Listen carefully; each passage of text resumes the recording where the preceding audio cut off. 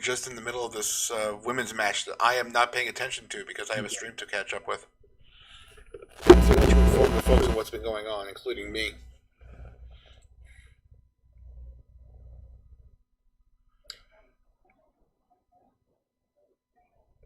Oh, you're not going to? Okay. Well, Oh, I'm sorry. Right now it's Call the match! Call the... I got distracted watching the match, okay? I forgot that it's hard doing this color commentating thing. It's hard being a broadcast journalist, and it's hard. Right. Holy crap. Thank God you're not a broadcast journalist. Team Shotzi versus Team Candice. Candice LeRae is still in her little pod back there, so she hasn't come into the match yet. They're trying to keep Io out of the match. It doesn't make sense because there's still one more person to come into the ring. Also, there's no top on the top of the cage, and we know Io can fly, so that means Io's taking the dive off the cage. Of course, they need that clip for the opening of NXT. Mm-hmm. The 2021 opening. Well, that stunk. Big girl is Gonzalez. That Shotzi, she just gave a really weak king shot too. Oof. Okay, so I don't follow NXT at all, and I know you don't have much of an idea, but so the only ones I know of that are in this are Io Shirai and Johnny's Bag. Right. Those are the only two people I know in this entire match. So you're gonna have to explain some of the other people to me. All right, the one in the purple is Io Shirai. She's the women's champion. Right. The ones that were fighting in the middle of the ring is Toni Storm. She used to be the NXT UK Women's Champion. Mm-hmm. The one that just got hit in the face with the chair, she's the bodyguard for Dakota Kai. Okay. Doing an effective job of keeping Io out of the match. And somewhere Ember Moon is laid out in the middle of the ring. Somewhere Ember Moon is in the middle of all this. Oh, Ember Moon's in there. Yeah, Ember Moon is laid out some. That's good to know. Still has to get into the ring. Well, they're using her belt. That's not a bad idea. Not bad that Ember Moon's in the match too. You see. Oh, they just powerbombed poor Shotzi into the cage to take out Io Shirai, who was trying to get into the ring.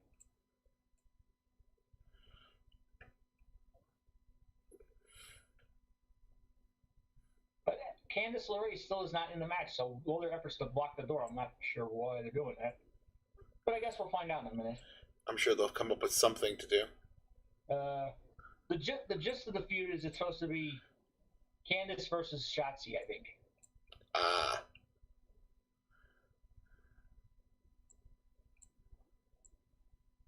Uh-oh, we got a nice stare down here between Io and Candice. Oh, wait, we got somebody else coming. Who the hell is this? Who the hell is this? Is that? Oh, it's Candice and it's Alita Vega! No, it's Indy Hartwell.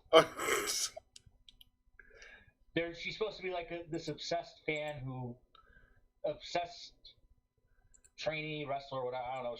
She just loves Candice and Johnny. Oh, she's a super fan. They're trying to make her. They're trying to make her like. Loves Candice and Johnny. Right, they're trying to make her into Mickey James. Yeah, kind of a Mickey James type. Oh, she's doing all that with a neck brace on. I'm not sure why she has a neck brace on. See, this is what happens when the NXT is up against a show that I like watching. I don't get to watch NXT.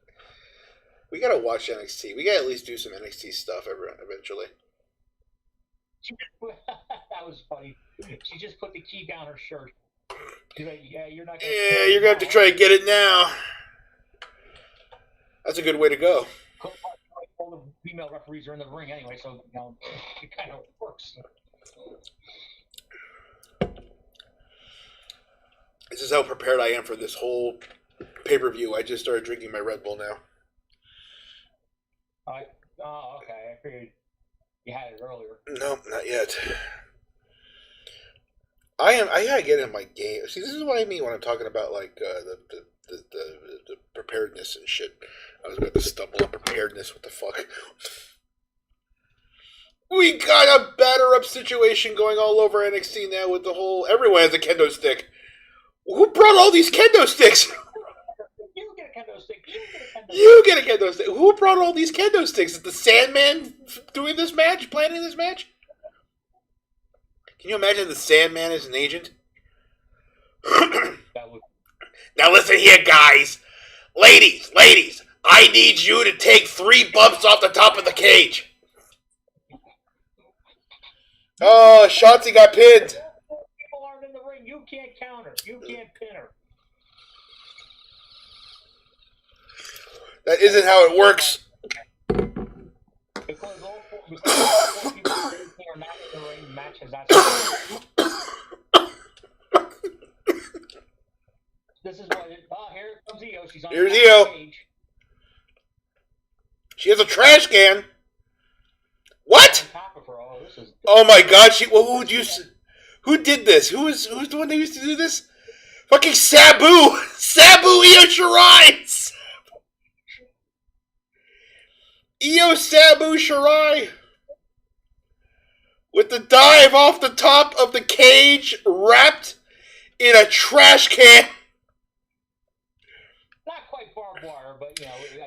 You want to know something? I will take a trash can any day of the week if it's from Io Shirai Sabu.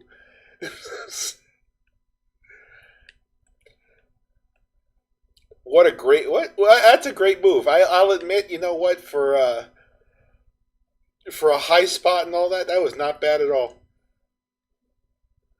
Oh, he goes going off shit again. Tell me that it's not the fakest hammer. I gotta see it. Oh my God, it is. What the hell? Did Triple H come up with that hammer?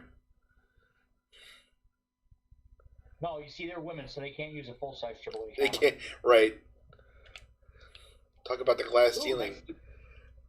Nice DDT by Io there. Io is not taking any of this guff. It's her here. He does not give a fuck. Again, I wish I paid attention to NXT. This is great. I like NXT. Like, there's nothing wrong with NXT. I like NXT. Oh, nice singer slash by Rhea there. It's just that we get more. We get bigger. Into the side of the cage. We just get better ratings if we talk about AEW. Well, AEW is a more fun product to watch. That's true. Oh, and she takes the steel chair right to the maker. Oh, Io's going back up to the top of the rope. Big moonsault. I hate as a War Games purist, I hate the fact that they have to do stupid pinfalls. Mm-hmm. Because you can't, War Games is more fun when it's only submit or surrender, right? Right. It's like, I like the idea of just screaming, "I quit" or "I surrender" while getting bloodied up. All right, so they moonsault the hell out of her. They keep doing moonsault onto her until she screams, "I quit! I surrender! I surrender!" That's true. Or you he's so big. The big guy that's outside the cage throws in the towel for you. That's true. But there's never gonna have another. They're never gonna have another spot where Sid and Ember Moon and Right now with a monkey wrench. It's a Twitter Whirl Spinneroonie into the cop face. Right now. They've got the cop. Here. Oh, and Shotzi with the cattle mutilation. Oh my goodness! Tapped out. Tapped out. Is the match over or are they eliminated? No, the match is not over because the referee didn't see it. Ugh. But Tony was tapping out. Tony Storm tapped out to the cattle mutilator. She was doing her hand, but she saw her. She was tapping. Yep. Shotzi's getting another shot in. Oh, we got the battle of what the hell? That was kind of dumb. Okay, sure. All right. That's what See, this is why they shouldn't let the women do these matches. Yeah. It comes off a little. It's like I said, women don't know what it's like to get their ass kicked, so. I'm not saying that in a misogynist way, like, oh, No. women should sort of stuff. It's just like, it's because now the men later are going to have to do even crazier stuff to try to outdo all this. Mm-hmm. And the worst part is that there's no way you can get the men can possibly get the sympathy that the girls get for doing all of this.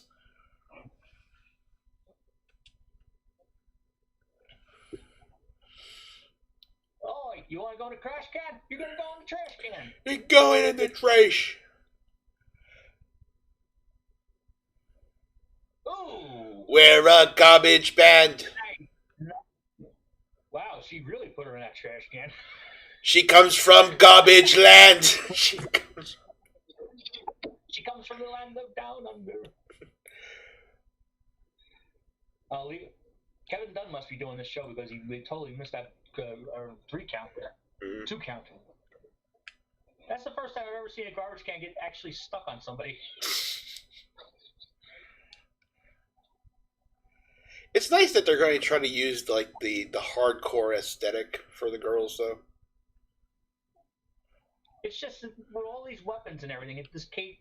Every one of them should be bleeding in some form. True, and none of them are. None of them look like they're even bruised. Right. I mean, it's bad enough that it's a WWE show, like you can't do blood to begin with, but it's double you can't do blood because it's the women. Mm-hmm.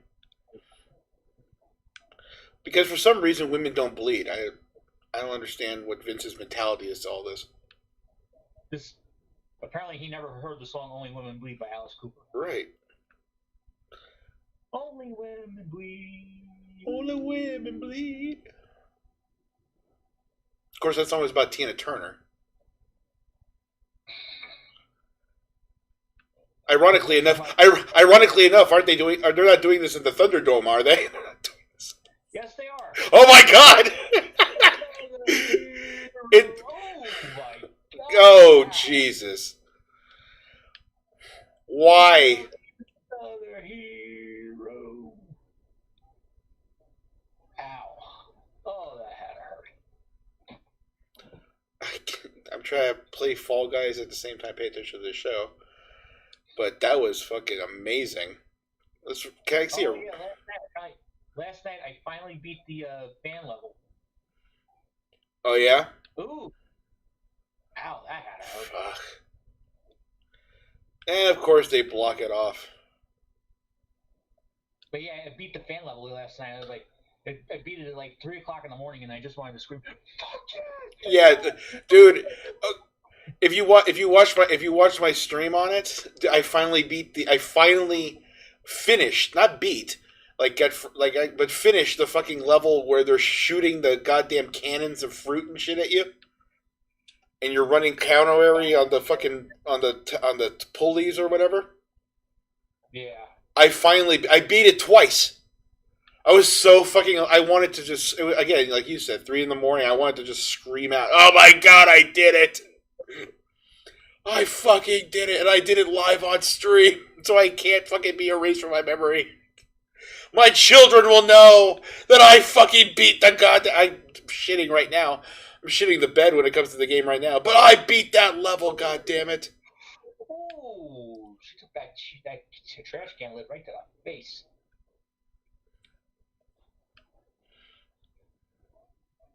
Now, is there a secret? Is there a secret to taking a trash can lid to the face? Yeah. You brace for impact and hope he doesn't bust a tooth out.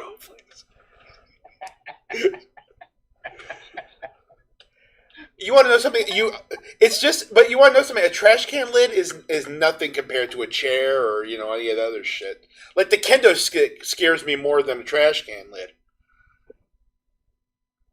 Because a trash can lid, it's like getting hit with a beer. It's like getting hit with a fortified beer can.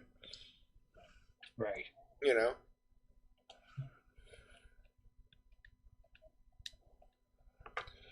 Oh, here we go. The little battle of the ladders. Oh, she dropped her. All right, Shotzi's going on top of a ladder. I don't know where a ladder came into all this, but here we go. Oh, good thing Candace is picking up that chair. Uh-huh. Is that Candace? Yes. Wow. What happened to her hair? She went heel, didn't she? Yeah, she's a heel. That's why she has purple hair. Ah, okay. That's why she has the head of a mop. She's the poison pixie. Oh, that's kind of cute. I like that, Yeah, actually. Candace is too cute for me to ever take her seriously as a heel. Not to say she's not bad. I mean, she's good at being bad. Mm-hmm. But I just can't. She's just too darn cute for me to be like, oh, it's Candace. I can't possibly. I can't be angry at her. Right. Right. It's like being angry at Tinkerbell. Exactly. I know Tink has her reasons for me doing things, but it's Tinkerbell. I can't be angry at her. Oh my god, a big pile up now going on. I like it when I like it when the girls try to do football moves. Some of my favorite stuff.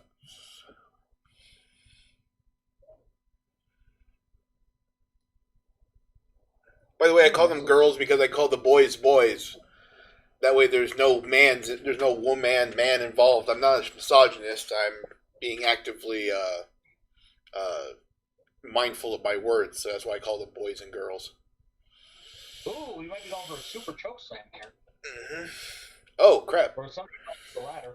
Well, we're sharing a ring. That's what they're sharing, some rings. Uh-oh. This is not going to be good for Io. This ain't going to be good for Io. They're just holding themselves up there. Oh, she's going to hold on to the top. Save herself. Good job, Rio. Oh. Oh. Oh, my God. Why?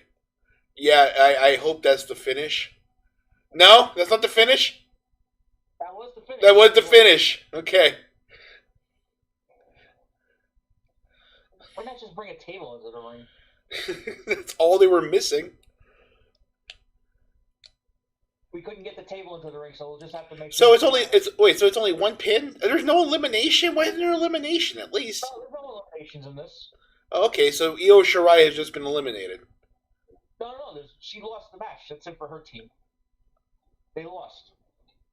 That's it for her, the whole team, because Io Shirai lost? Yes. That's dumb. Why would losing the captain mean the whole team loses? I mean, that's not usually War Games rules. Here comes Indy Hartwell again. Uh-oh.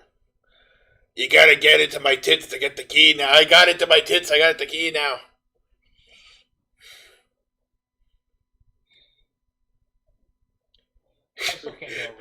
This is amazing. This is probably good. This should go on the opener of NXT next year. But couldn't that have gone wrong?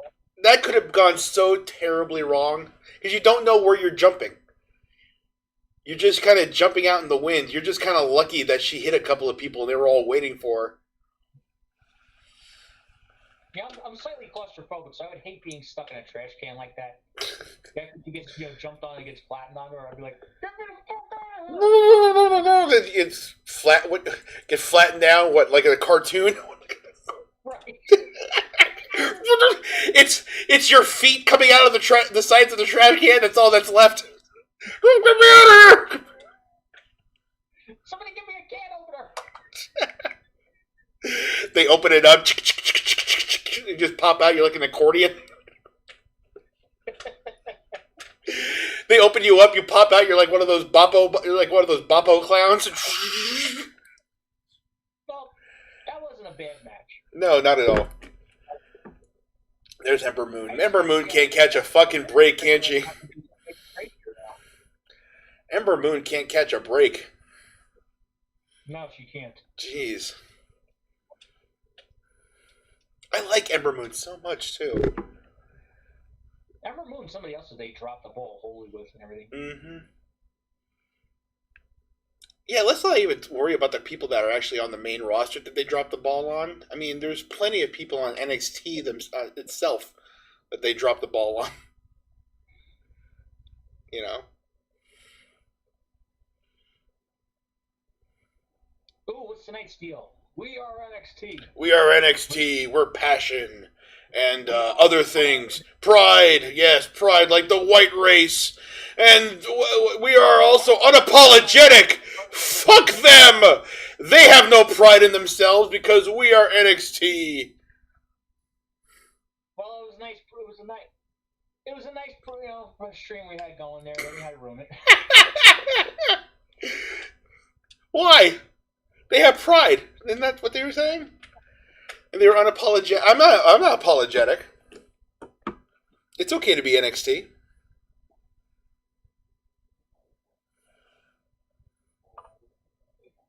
We're looking right now. We're getting a. Well, maybe I should put the volume on to see what Vin is talking about. Quite a spectacle. But remember one thing: when the sirens stop and the cage raises, we get back to what matters most. The time for team sports is open. This Wednesday, all eyes go back on the Twins. Fuck team sports. The corona doesn't allow us team fucking sports. So now I'm gonna have to deal with it myself.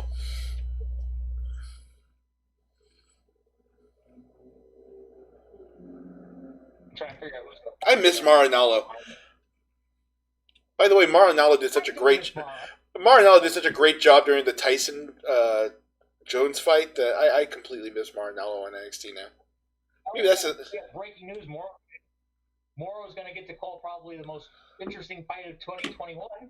Oh yeah. Floyd Mayweather is agreed to take on Jake Paul. Floyd versus Jake Paul. Yes. Yes. Jake Paul. Jake Paul.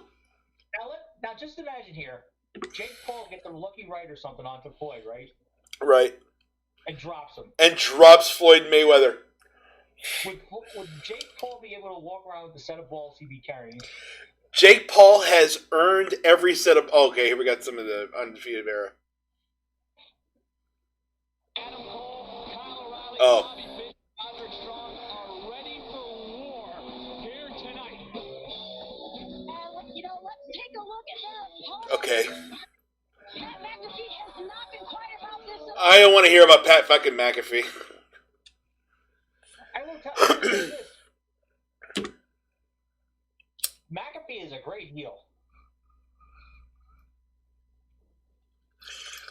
Yeah, I guess.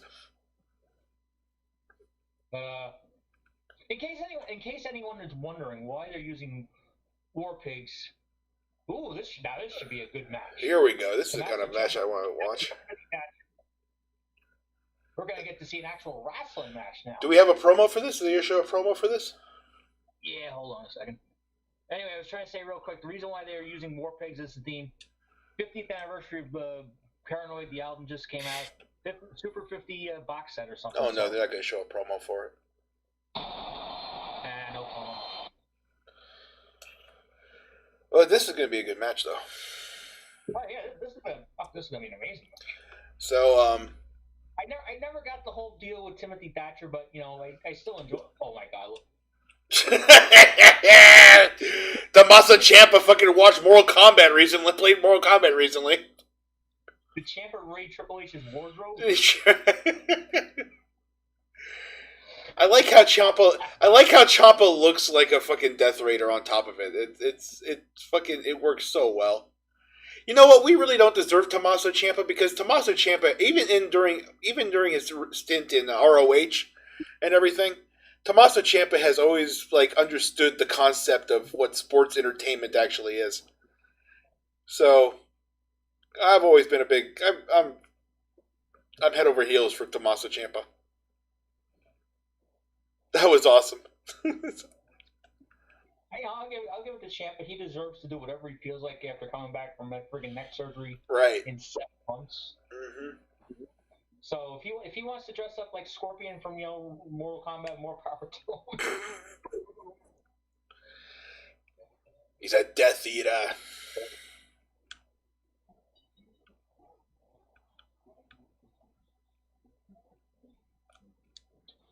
Apparently, one of the best comments that we missed on Twitter, Io Shirai went full Great Sasuke on everyone.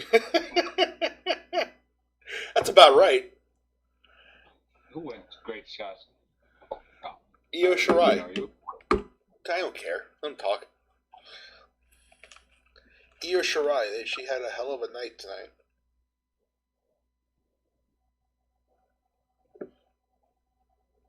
course, he's the best.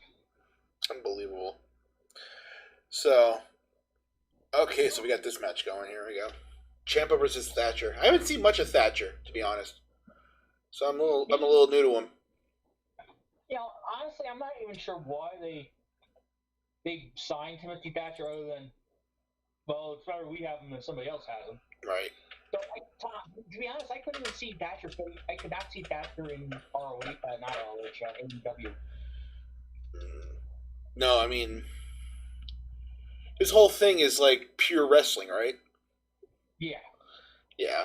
AEW is not a pure wrestling place.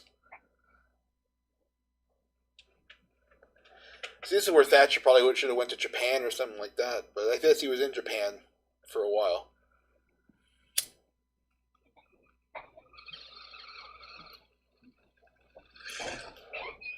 But from what I've heard, this kid's really good, so I can't wait to see some of his stuff. Or more of it. Yeah, I know, right? Yeah. Found boots I was looking for, but they were expensive. Oh, Jesus. There we go. Now, Slapping him. After, it's a shame that the WWE never would do it, but he would be perfect to lead a shooters club or something. See, that's why I always thought the Undisputed Era should have been this big shooters club.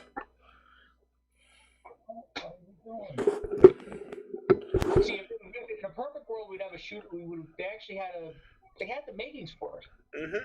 They have a bunch of people in NXT who could have been in this. Right. Arturo Huas, I think that's his name. Bobby Fish. They have a couple of Brazilian guys who are legit Brazilian Jiu-Jitsu guys, right? Right. You have people. And then you got you got the regulars like Bobby Fish and Kyle and fucking Matt Riddle. They had and for the women they had Tai Conte, who was a legit judoka. Right. I mean, she's actually, one would probably argue she might be a little better than Ronda Rousey. Well. And speaking of Ronda Rousey, they have who's it called? They also have Marina Shafir and Jessamine Duke, but you know they hang with Shayna and everything. So. Of course. Well, they're just sitting on them. They're just sitting on them right now. Yeah. They have alone.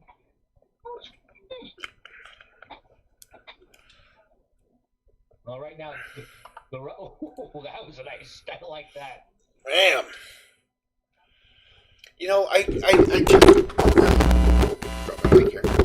just got over my fucking hamstrings being fucking pain in the neck, and now I gotta see this.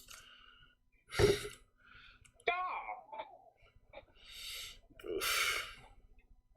Another thing I like about Ciampa, he doesn't give a shit about being a heel, which is something that is lacking tremendously in the WWE. I mean, they have all these popular heels that are desperate to get heat, and Ciampa's the type of guy who can actually get the kind of heat that people want. And of course, that just makes us love him more. Mm-hmm.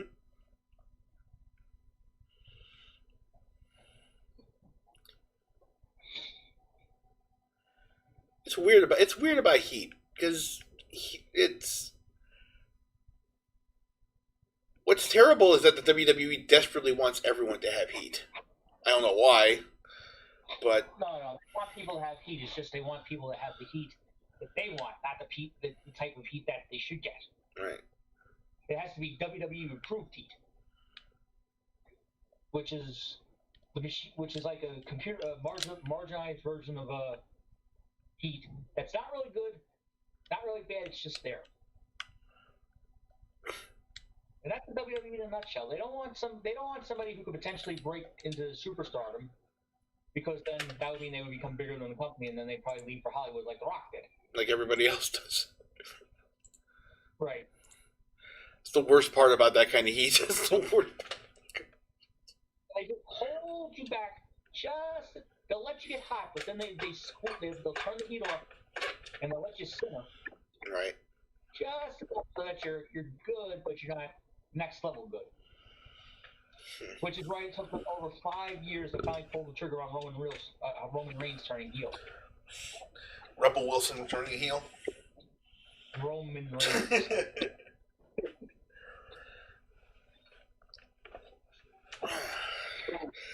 Well, that's the thing is that I don't think I don't think they wanted Roman Reigns to turn heel. I don't think anybody actually wanted Roman Reigns to turn heel. I mean, the only reason why Well, we didn't. That's not we wanted Roman Reigns to turn heel. It's just we didn't want him being, we didn't want him to be the top. We didn't want him to be the number one all the time. We didn't want him to be number one, and we didn't want him being all, oh, I'm Roman Reigns, I'm Roman Reigns, I beat everyone, I'm Superman, blah, blah, blah. And not even that, but given so many chances to be number one, and kept getting screwed screwed over every single one of them. Whether it's because it goes back to, well, we don't want Roman to become that over, right. We need him to be to sell all the kid stuff, but at the same time, Christ, if he gets over, he'll be like his cousin. Mm-hmm. And so that's like, bam! That's what I like to see. That's my wrestling. That's beautiful belly to back. Reminds me of a very angry Bob Backlund. Uh-huh. Only Backlund never used to do some of this stuff. Oh, man. Can you imagine Backlund through people? I know, right? If Bob Backlund did, like, European uppercut and... Yeah. If Bob Backlund worked like William Regal, right. It would have been amazing. That's who Thatcher is. He's like a new William Regal. Okay, that makes more sense. Right. Well, yeah, I mean, he has that whole British attitude and everything. Even though he's an American, go figure. Right, of course. But he has that demeanor on him. Like you can see that he really put that into his character. That just like, that mean. I like a guy who's mean and just wants to fucking wrestle.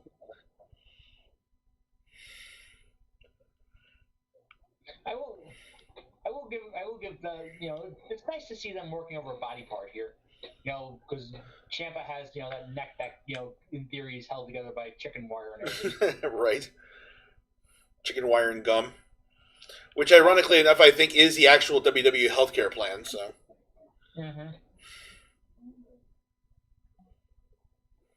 I still would love some guy, if you want real heat, there has to be some guy who starts collecting beards. Collecting beards? Instead of, because half these guys are bald, so instead of cutting their hair off, he starts cutting their beards off. Like a Brutus Beefcake who collects beards?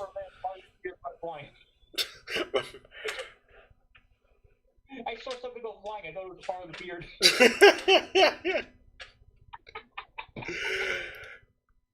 You want like a Brutus Beefcake of beards. Ooh. Oof. Ooh, that would have been. Ouch. Yeah, I know those feels, bro. Ugh, I can't fucking breathe. My goddamn ribs.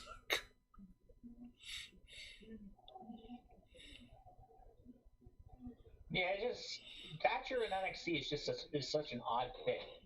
He literally is the square peg in the round hole. Mm. It's not to say he doesn't have the talent to be there. It's just such an odd. When you look at when you look at everybody else who's trying really hard to be like almost lucha libre and everything, here's a guy who's just trying to wrestle. And you know what's going to happen? All right, someday if they decide to promote him to the main roster, right? He's going to basically be Cesaro. Ooh, double noggin knocker right there. Let's see if we get some blood here. Meeting of the minds. Ooh.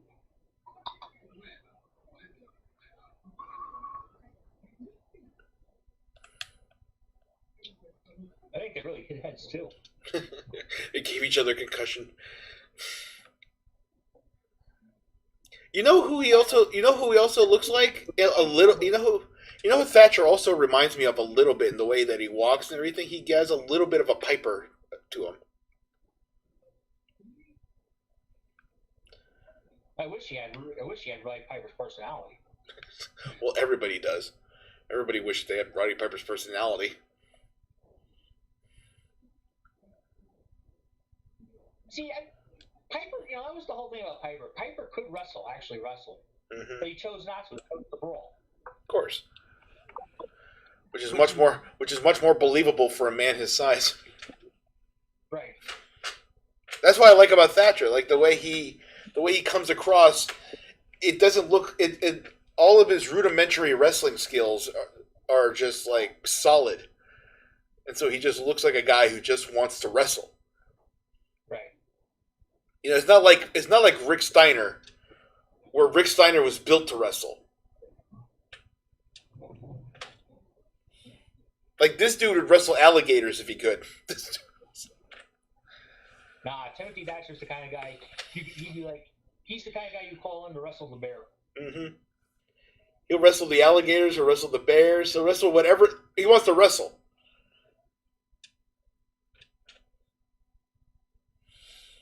Oh, here we go. But a gimmick like that, and I mean, if he ever gets called up, Vince is gonna be like, "Well, what the hell am I supposed to do with him?" What the hell? You give.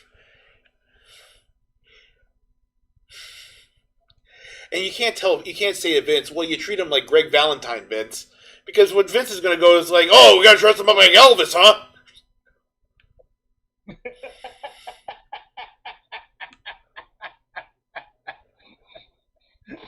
Him and Cesaro, the new rhythm and blues. Right.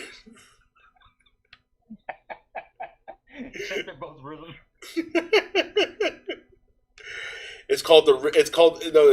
The thing is now they have to recall it, so now it's called the Rhythm and Bruise.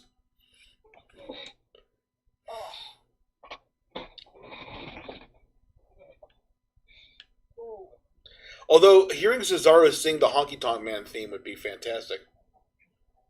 I'm cool, I'm cocky, I'm bad. I'm cool, I'm cocky, I'm bad. I miss Cesaro. Is he still out with a broken neck or whatever? No, he's still there. No, he's still around? They just don't do much for him, other than occasional tag matches. How can you not do something with Cesaro? Because he's Swiss. But that's not the bulk of his personality. As Vince said, clearly, it's like, well, he's Swiss. I guess that's why people don't connect with him. Why can't you just turn him? Yeah, why can't you just turn him into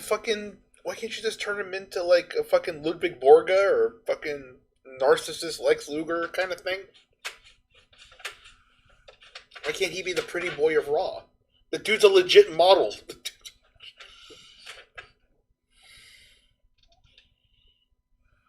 I mean, there's 1,000 different things you could do with Cesaro. You could have him as international man of mystery. You could have him as a European, sports mom. That's what I would do with Cesaro. There it is, right there. You just said it. I would make Cesaro into like Fuji. Ooh, we got a busted ear. We got a busted ear. It's popped out, and he's fucking attacking and Ciampa is. Pop that cauliflower ear on Thatcher. Ooh, that's some old school stuff right there. Uh-huh. There we go. That's what I'd like to see. That's a hell of a counter. See, that's the kind of face I like to see in my wrestlers. Someone who's just pissed off. Someone who's pissed off and ready to fucking beat somebody down. Oh my god, look at that thing go off. That is a fucking gusher. He popped that. He probably ripped it open. According to the people, the instant replay people, they're saying he got it with that boot. The boot? I think he got it with that headlock he had him in. Yeah, that really rubbed him the wrong way, if you can see. That's a little cauliflower ear joke. You can laugh. You can laugh. Lou Thez told it to me at a convention once. He said it was a bit of an eerie. Feeling. You can have that one too. Vern Gagne told me that one.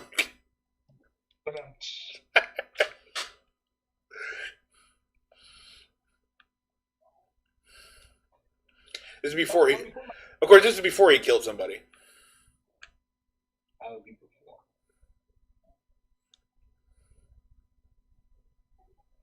It's amazing how this match has more blood in it than all of War Games will tonight. Mm-hmm. Or that I'll care more about this blood more than any of the other blood that might happen. Right.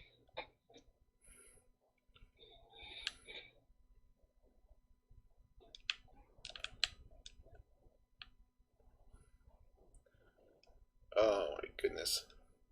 Okay, so Tommaso Ciampa versus Timothy Thatcher, dog collar match. When? Oh, probably in a month. I would save that for WrestleMania weekend. Just because you know now that the fucking thing can be popped open now at any time.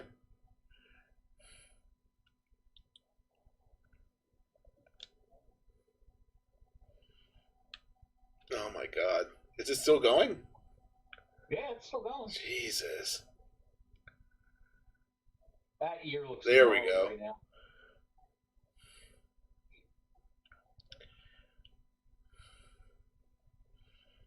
You gotta learn how to sell the ear now.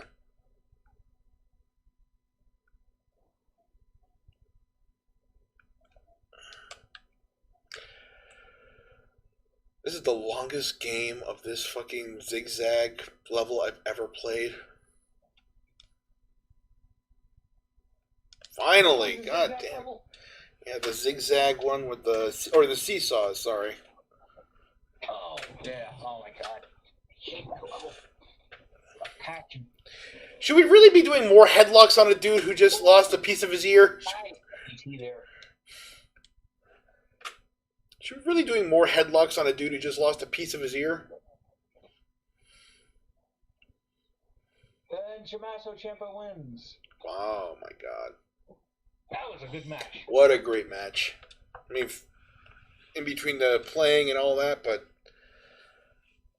I mean, that's how you do a match. That's a grudge match right there. I'm almost tempted now to actually look up what's actually going on in NXT to find out how that whole match led up, because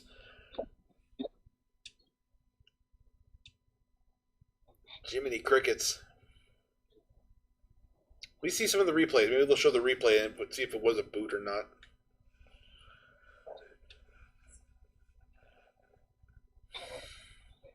Now we gotta stare down between the two of them. It's mutual respect. You know, I respect you. Timothy Thatcher has a lot of the same attributes as Tommaso Ciampa did back in ROH. So I wouldn't be surprised if this is a bit of a, changing of the guard kind of a thing.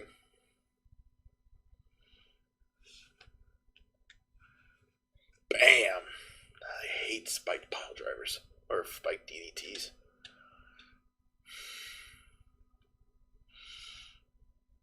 On, two, and that's the finish. We gotta get Tommaso Ciampa back in some sort of championship fold. This certainly helped. And there's Timothy Thatcher. Look at Thatcher's face. He looks like a wrestler. He looks like, dude, I mean, he's Dean Ambrose a couple of years ago.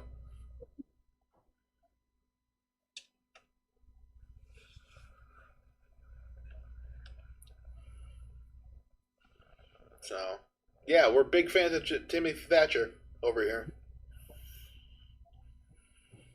I just happen to think that he's,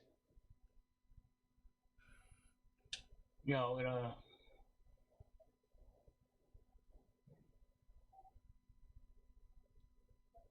No, I totally know where you're coming from, bro. Is that Roman? Up next is a triple threat match for the North American title. Oh. Ruby. Damian Priest, Johnny Wrestling. And Leon Ruff. Rough. I like it rough.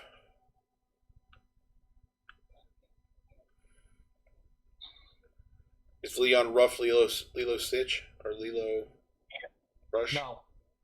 No? No, Leo Rush is now going to New Japan. Oh. That's good. Leon Ruff. There we go. But as amazing as Leon Ruff's story has been, the rivalry between Cameron Grimes and Dexter Lumis, well, equally as bizarre. And tonight... Oh, yeah, there's a strap match on tonight. There's a strap match tonight. Strap match. Somebody wanted to go really, really old school on this. Oh, we got a promo for it. Right.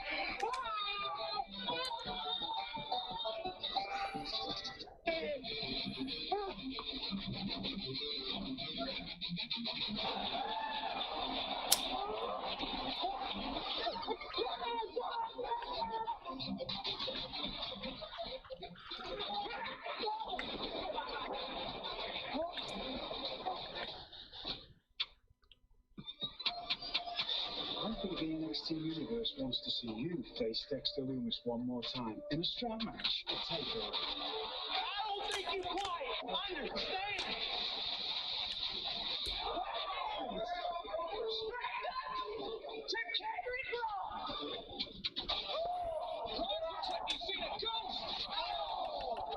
Cameron Grimes will have nowhere to run against Dexter Loomis in the leather strap match at TakeOver War Games.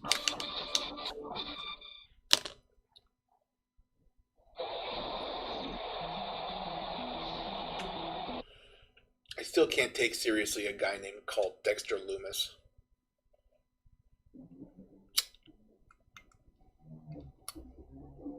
I'm trying to figure out if there's gunshots or fireworks going on outside right now. It's Dexter Loomis.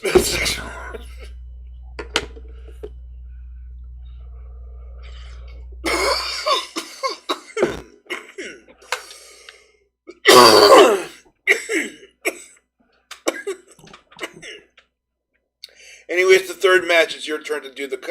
It's your turn to cut the. It's your turn to cut the radio promo. All right. I'm sorry. I think we're under artillery fire here in New York right now. They found out the lockdown's about to happen. People are going crazy here, so it's bound to happen.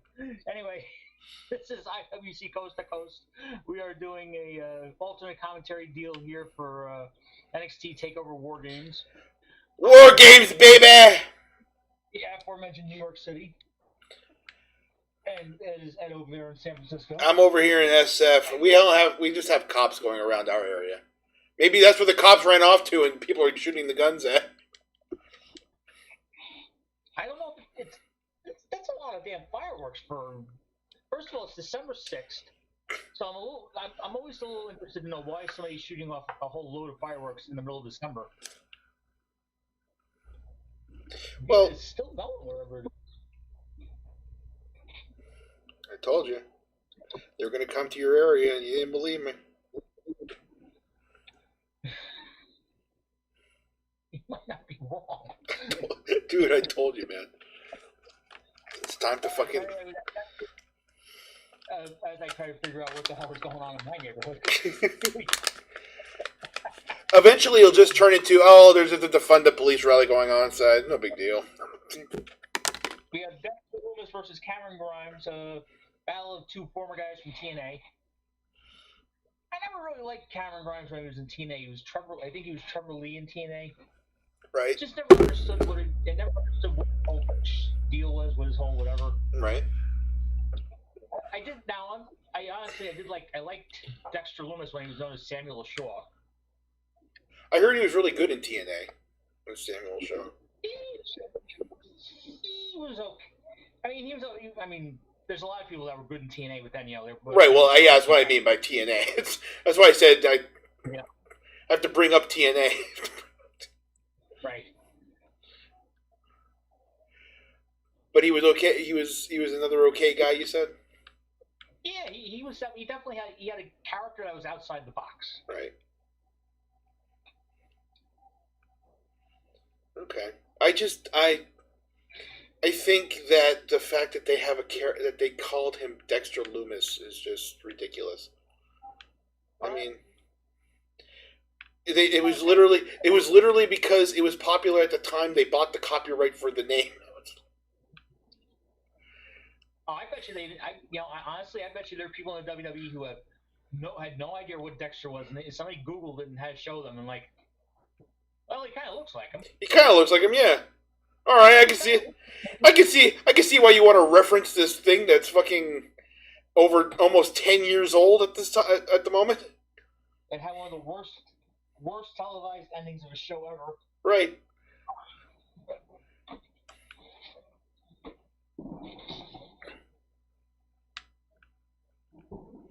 Oh, thank God I made it to the end.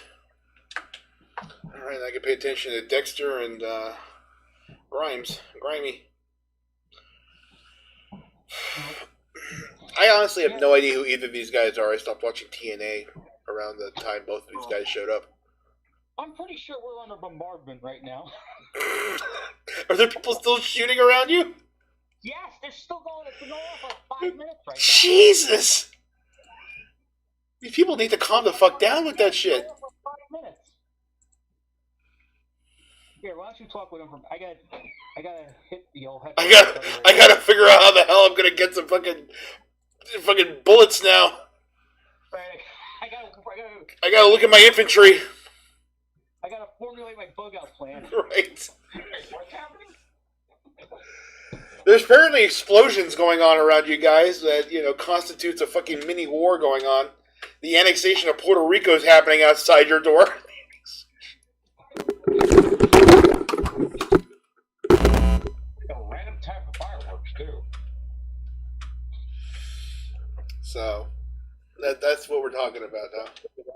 And we're watching Dexter Lumis versus Cameron Grimes.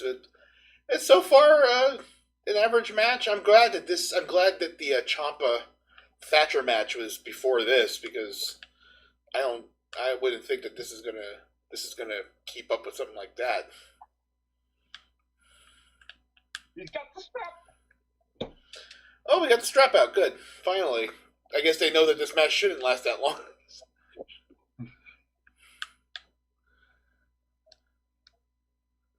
I'm trying to remember the first time I actually seen a strap match.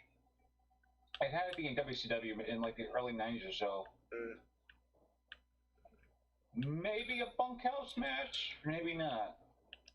Right. But I do remember it was the WCW like strap match. Maybe it was a Dusty match. I'm not sure. Right. Dusty versus Tully or something. Probably. The first strap match I remember is My Grandmother and Me. I don't have to tell you that she won the match, but I tried to give it as good as I could take it. But you can only deal with fucking going after someone with an 8-year-old for so long.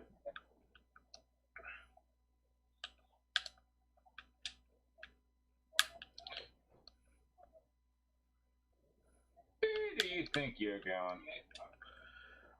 Oh, we got some action going on outside the ring. God damn it. Plop. Okay, so when you're doing a strap match, what you want to make sure to do is you want to make sure to keep the crowd completely enthralled with the idea that you have a big fucking strap between the two of you. Now, I don't know if this is like actual bunkhouse strap match rules, NWA strap match rules, where you have to hit the sides of the side corners of the ring in order to win the match. But I think this might be just one. I think this just might be a strap match throughout the Four Corners thing. Okay, so yeah, they just can't. But yeah, that's another thing. I hate that they have look how long that strap is. That's a 15-foot strap. If he's 15 feet away from you, he's on the other side of the ring, and so it's not even like an actual match. A strap match, he should literally be about 5 feet away from you. Not on the other side of the fucking ring.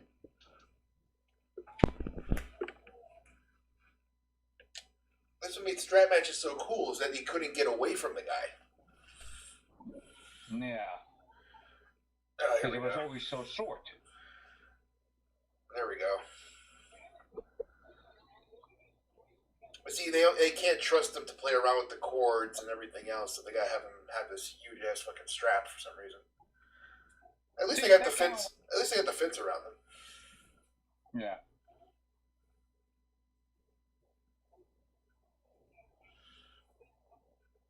There we go. A nice little spot. Of course, you see what I mean. Yeah. You could easily go into a ring and still hold the strap to the thing. Mm-hmm. Win by count out in a strap match. Uh-oh, urge to kill rising. Uh-oh. He's fucking pissed. So is Dexter Lumis's gimmick? I don't know much about what happened in NXT. So is Dexter Lumis's gimmick like he's just a dude who can take punishment, and, like Undertaker style? No, from what I get and from what I've seen about Dexter Lumis, he basically has the whole stalker angle. Oh, he's a stalker? I think so. I'm not really because from what I've seen of him in NXT, he basically has some of the stalker like angle, like not necessarily crazy stalker, but like psychotic stalker.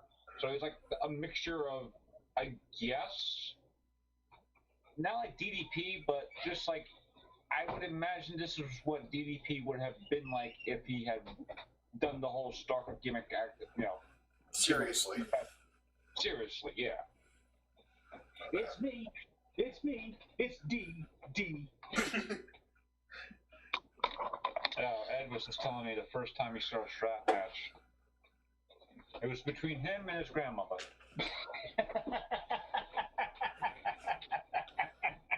His grandmother won, though.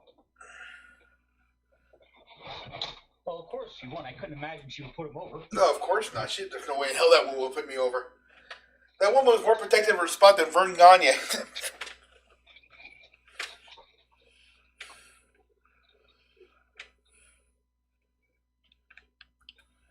No, but Ed was just talking about how friggin' long that strap thing is.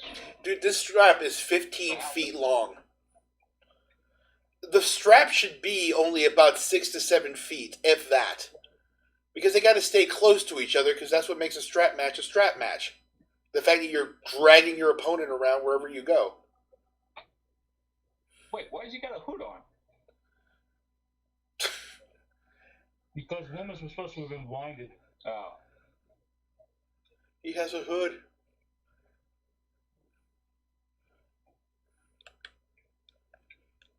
Oh yeah, fireworks off. I would hope so. They probably set off every last firework that they had.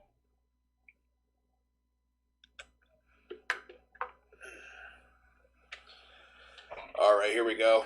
You know, Grimes has actually been keeping the pace pretty well. This hasn't been that bad of a match. It's been pretty. I mean, I'm not gonna say mediocre because I don't know any of these two guys, but for somebody who doesn't know any of these two guys, it's been okay. It's been a solid match so far.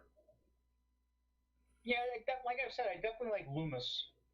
But again, he's somebody who's pigeonholed, and he's gonna be like, I can't imagine him on the main roster. Right. No, this character doesn't go to the main roster. And if he did go to the main roster, they'd probably shoehorn him into a thankless role against someone like Braun Strowman or Elias. Or, Not even that. I mean, not Elias, Baron Corbin or something like that. You become like Baron Corbin's hitman or something like that. Yeah. Like the go-to Secco for the main heel. And that's another thing. Is he the heel in this, or is he the babyface? No, he's babyface. Okay. He's a serial killer who's a babyface. Ah, That Bundy of the WWE. I hate the WWE so much. Why is there a serial killer babyface? Why? Because Dexter was a babyface? You know, at the end of the show, Dexter wasn't a babyface anymore. No.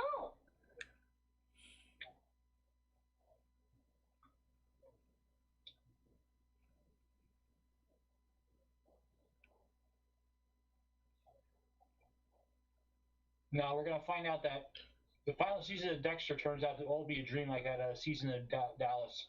Right. Aren't they going to make like a movie or something for Dexter? No, they're doing a reboot series. Oh. Oh, ow. Michael C. Hall and when the original writers are coming back, but it's just a reboot series. It's like a soft reboot where they take the character and they just say, We gotta re-fuck up everything else that we fucked up before. I mean, that's what Game of Thrones should do a soft reboot of the 8th season. Well, yeah. I think they were probably going to be doing that with the prequel stuff, but They're gonna do that eventually when George R.R. Martin finishes the book. Right. See, this was the real ending. Joseph does saying that the book has been delayed for another 2 years. That's just so they can do it at the 10th anniversary of the fucking thing. Yeah. It's all artificial. And we got the strap. Finally, we got some strapping going on. He is slapping the shit out of him like my grandmother. He even has the same look at her face. Oh.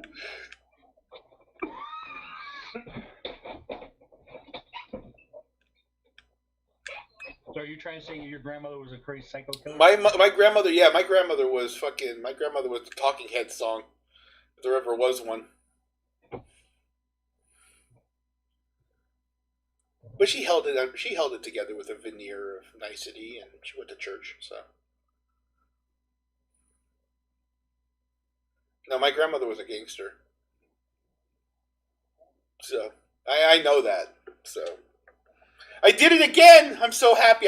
I've conquered officially the fucking exploding vegetable cannon race.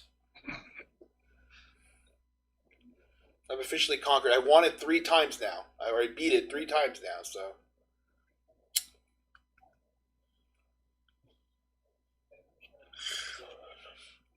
congratulatory toke there.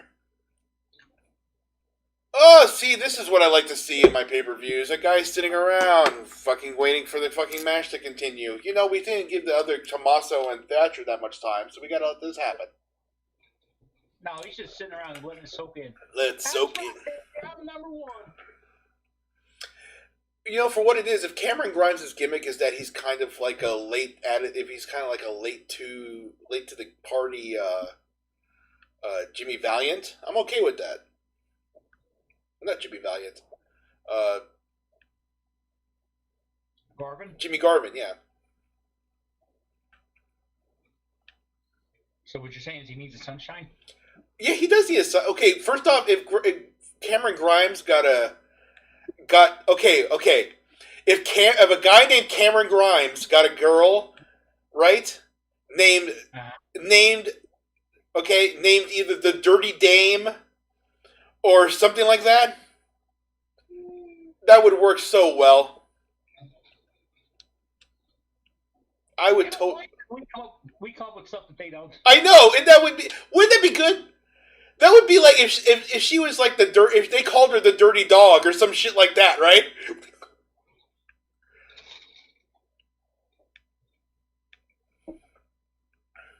Just you don't want to be around when my puppy starts barking.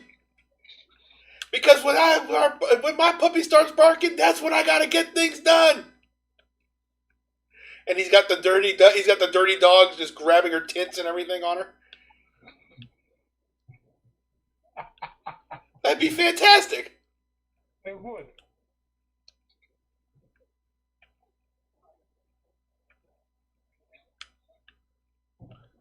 I hate this fucking tail fucking shit. It sucks.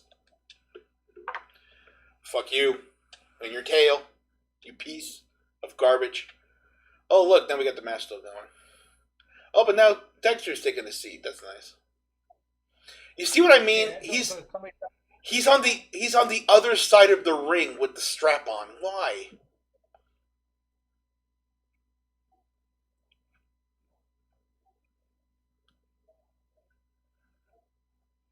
Oh, he's got him hooked up on something. Was that? Oh, he's going to try to do a fucking flashback or whatever? He's got like a hand and arm sleeper type. Oh, shit! Okay, that was good. I like that. He hogtied him. He uses a hand and arm choke as a finisher. Okay, okay. See, I see what he's doing. It's a triangle choke. Maybe a standing triangle choke. You can't choke somebody with the strap anymore, so you got to wrap it around their eyes. Wrap it around their eye. I can't see. I'm being choked out. That's a little BDSM, don't you think? I can't see. Eat the bars. I can't see. I can't see. I can't. Like choking him out at the same time. Okay, for a guy named Dexter Lumis, that's pretty BDSM of him. Mm-hmm.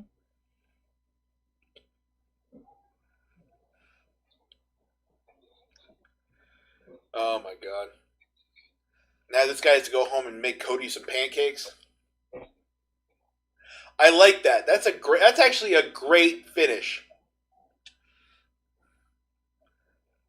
I like the hog tie at the end there. That was actually pretty good.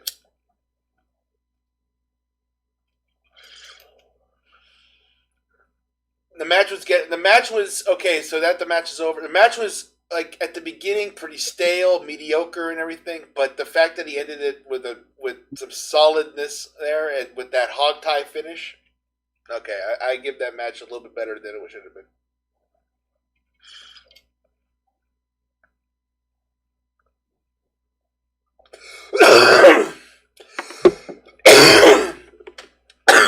I like how Keith Lee's putting over one of my marijuana stops.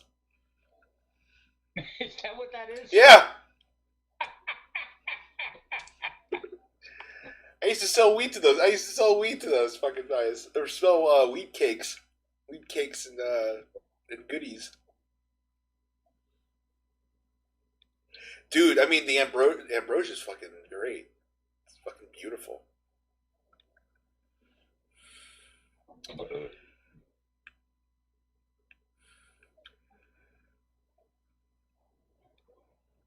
I wish they would put one over here in Oakland.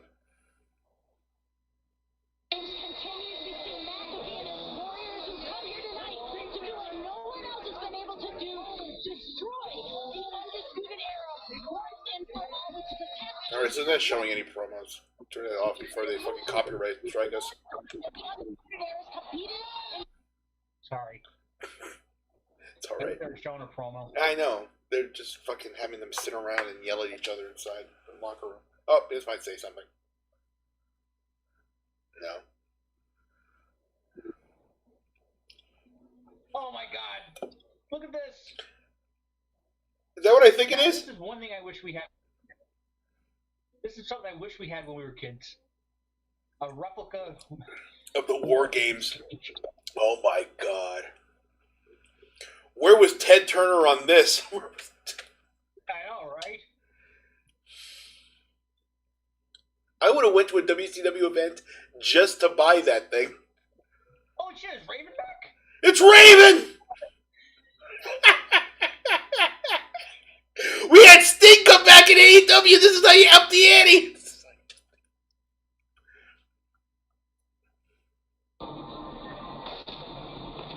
Apocalypse. And then a vulture. Arg. Oh, that's you. You thought it was part of the promo? I thought it was part of the promo. Apocalypse. And then a vulture. Arg. Ah!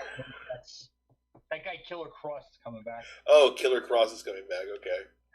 Oh, excuse me, Karrion Cross. You can't say Killer. Oh, Karrion Cross? Yeah, that's his name, Karrion Cross. That's a terrible name. I mean, I heard it in the Red Dead. It's in Red Dead, right? But that's still a terrible name. This is a good guy. Did Sting jump to NXT? That's what I said, yeah! I like the Raven spot. That was good. It's Raven. The lights went out and everything.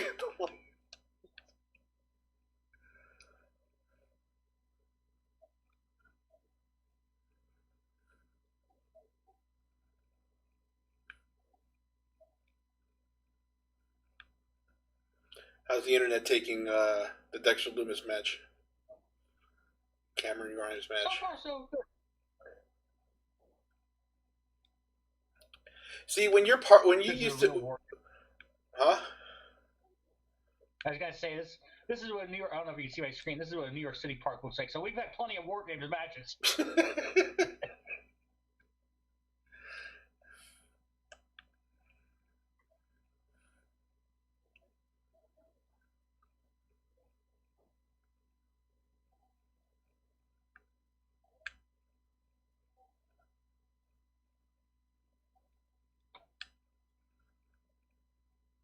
Oh, it's Damian Priest, right? Yeah, I mean, I couldn't think of his name. I was just like, it's the guy with the arrow. It's the guy with the arrow.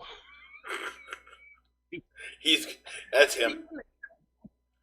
He's another one that was in the Ring of Honor.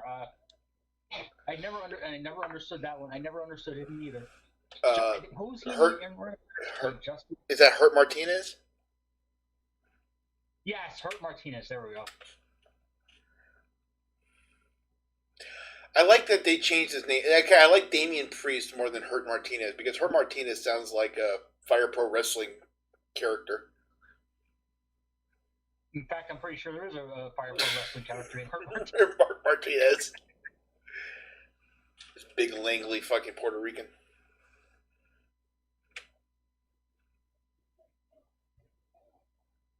We still got a minute before this. Oh. Is there a promo going for it? Just a video. Basically, Leon Ruff pulled off a miracle upset and beat Gargano for the North American title. Oh, shoot. And the North American title is so big it doesn't actually fit on him. That's a small dude. That's nice.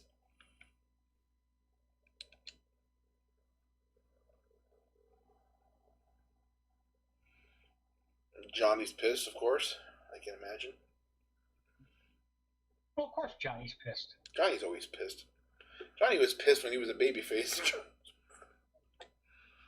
He doesn't still have the Rebel Heart song, I hope. No, his gimmick now is they'll show it in a minute. I forget what it is. It's something like all heart, no play or something. Okay.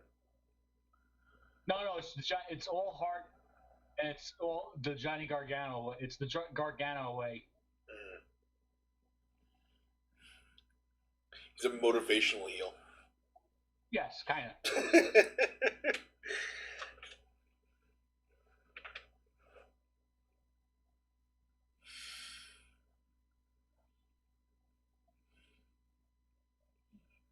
Oh man, I wish I paid attention to NXT more. It seems like a really, really good show. It just sucks that the other show reminds me more of what I want to watch. Exactly. But what's sad is that it's not really the kind of wrestling that I want to watch. The other show, it just reminds me of the stuff I want to watch more. Like, I'd much rather watch WWE wrestling because WWE wrestling gives me huge guys throwing each other around, which is what I want in my pro wrestling. I don't like watching a bunch of fucking guys do a bunch of gymnastics and call that wrestling. That doesn't equate to me. You know? Right. But AEW goes out of its way and shows me things that, you know, they want to show me the midgets jumping up and down. That's fine. But they'll show me something that I actually want to watch sometimes. So, whether that be Moxley or, you know, that whole Eddie Kingston situation. So, or now with Sting. I'm interested to see what Sting is going to do. I can't see Sting coming back and managing somebody like Tully and Arn. I think Sting is going to be commissioner. He's going to be Commissioner Sting. Commissioner Sting. He comes out of the rafters every single time there's a fuck up in the show. Right.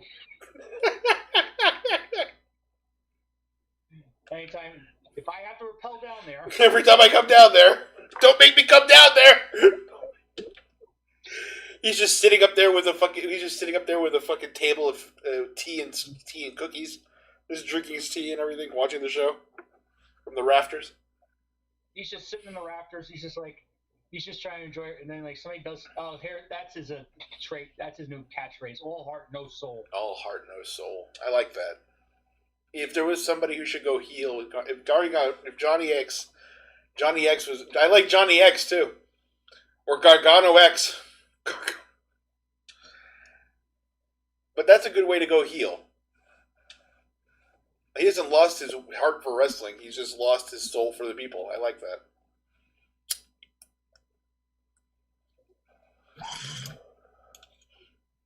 You know, in underappreciated fucking guys over the past few years, Johnny Gargano really has been that type of guy. Because it's unbelievable how well he's come up in the past few years, especially this past year. And I'm sorry, the belt is so big that it doesn't fit on him. He's gotta wear it like a fucking. He's wearing it like a trench coat, or a fucking it's not okay. Did he get a little concerned for him there? Right, he got a little wild there. Right, he was a bit of a tantrum.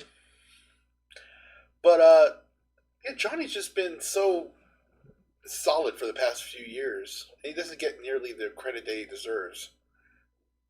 I mean, even with the whole main roster situation. Gargano, to his credit, has carried NXT. Right. It really is Johnny NXT.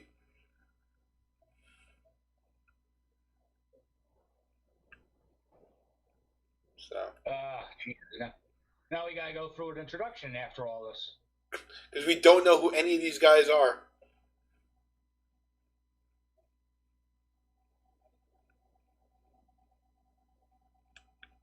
I like how they have the old MSG type microphone though.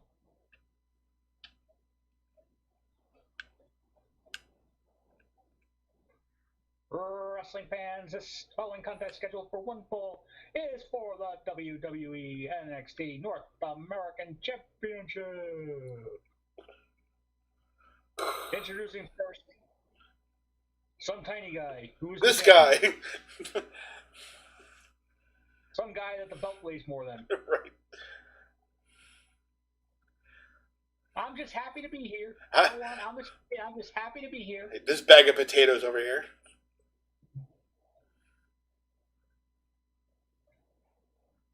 I do like what they did with the North American title there, though. I like the North American title, the NXT one.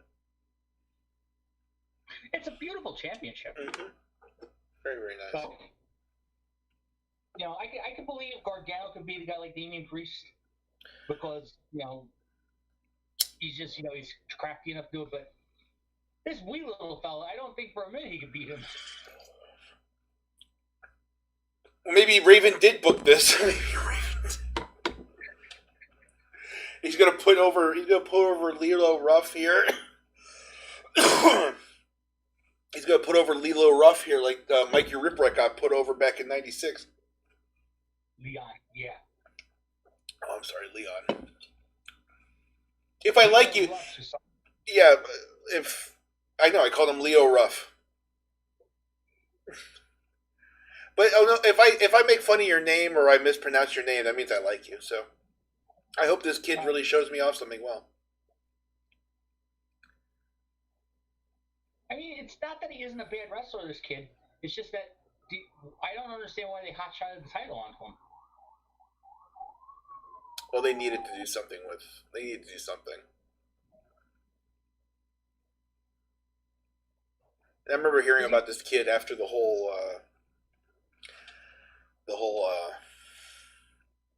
what's his fucking not Apollo Crews.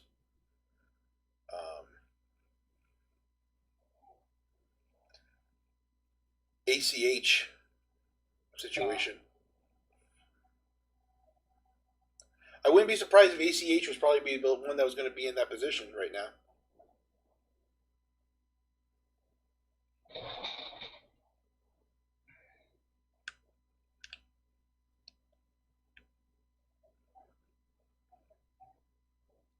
I have no idea, honestly, because I didn't get to watch much of ACH in WWE. Of course, nobody did, really. Oh, yeah, put up those dukes. Put them up. Put them up.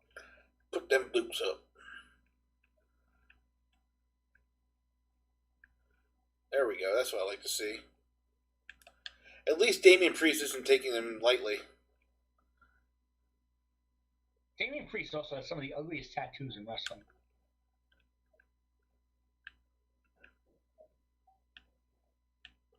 I got stuck.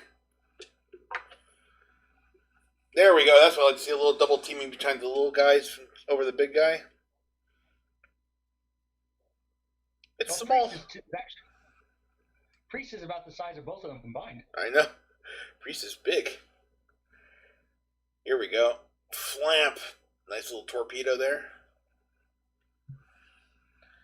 Here comes Leo Ruff. Oh, Johnny with the betrayal. I know. What are the odds on Gargano doing that?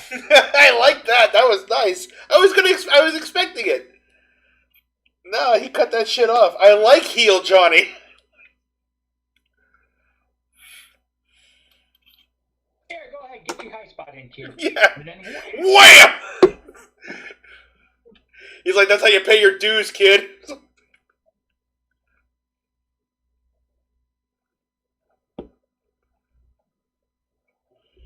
Shouldn't that be a disqualification? He was using a steel fence on the outside. You would think that because, you know, it is a foreign object on the outside of the ring. But I guess it's in the same vein as it's like suplexing somebody on the steel floor or on the metal floor. Yeah, you know, like when you take the ring mat off. Ooh. Ooh. Ouch. He ain't flying no more. He flew him so far they actually took out the crowd. Medic! Watch what happens to the person in the background. Here we go. That's a hard fucking fall, though.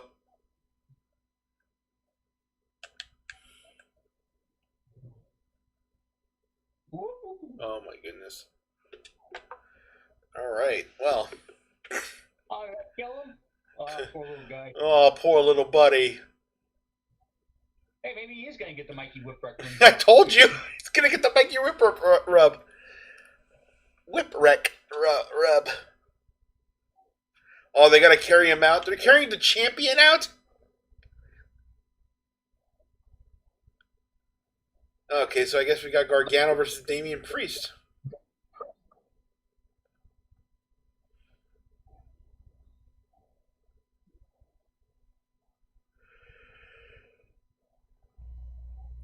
Wonderful job. I'll leave it to Gargano for committing to even after he slipped. Mm-hmm.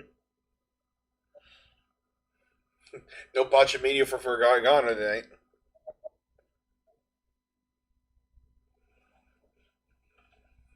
Bye-bye. Bye-bye.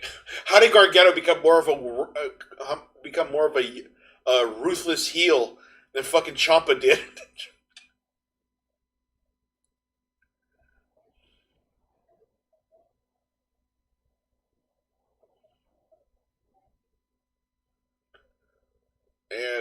Yeah, it's not a good idea to go against a big guy like that. Oh God, please. Okay. I hate spike DDTs. I definitely want to see one done on the fucking apron.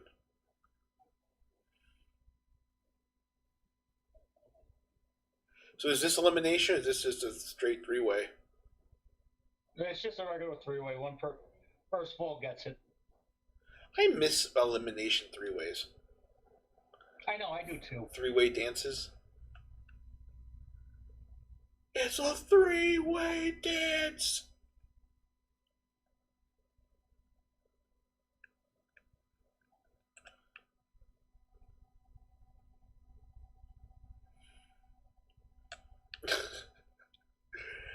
I'm pretty good at golf with this game. There's a golf game in this? So they added if you look on the scene or the game selector part, right, where you can switch between the maps, they added levels. They added some levels. The plunger that shoots you up in the air, or like the hammer, the spinning hammer. Right.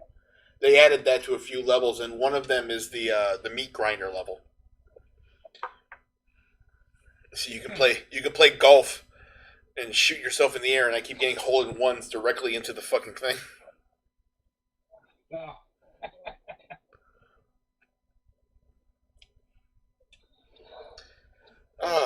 It's like Mario Bros. With this game now. Mm-hmm. They're like, oh, let's just throw this and see what happens. Let's throw this and see what happens. Let's Right. throw this in.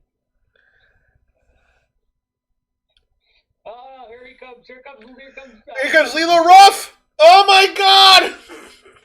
The big splash and then starts nailing him in the back of the head. Hey, this kid's got some gumption, I'll give him that. And he's came right back, thank goodness, too.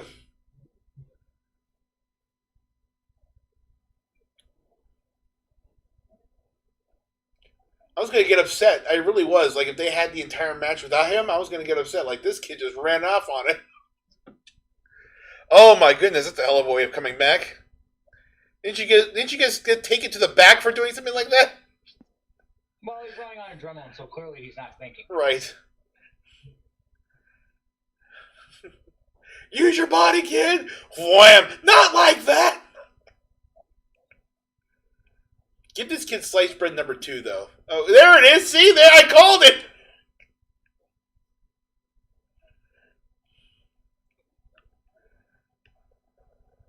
Yeah, it was nice doohickey flying cut or whatever you want to call it.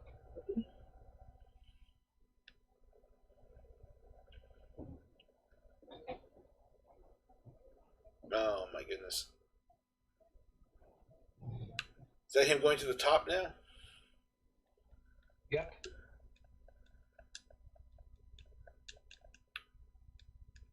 Save some for later, kid. There we go. Johnny's gonna take it back to fucking simplistics. Take it back down to ground level. Right. Take it back to basics, Johnny. Basic punch in the face. Nothing more basic than that.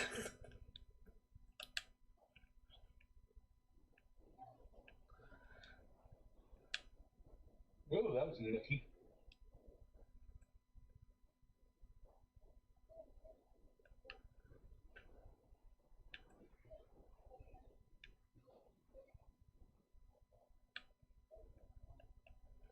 No.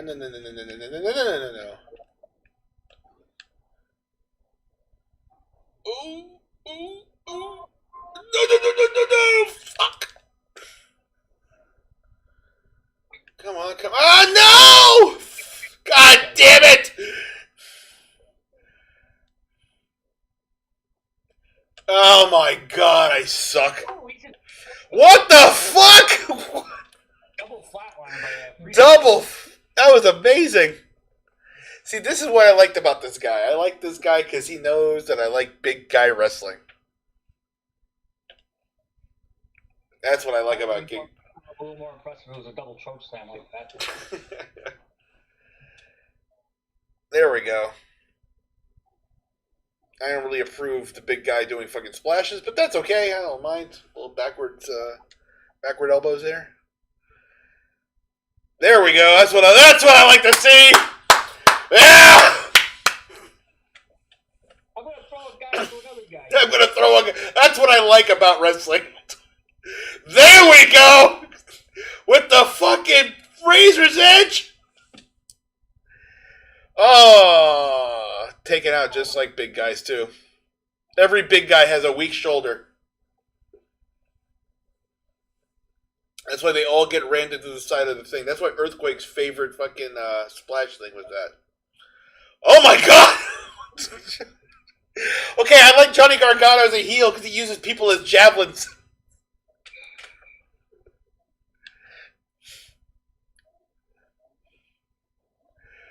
I like how he just took the Kevin Nash, Rey Mysterio approach to Lio Rush here.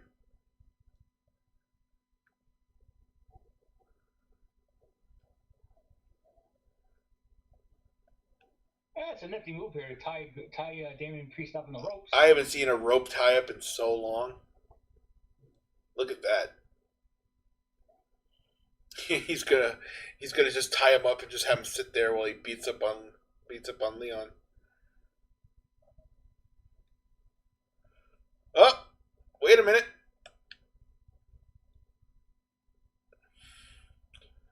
Come on, Leela. Oh, he got the kick out. Oh my goodness. I can't believe.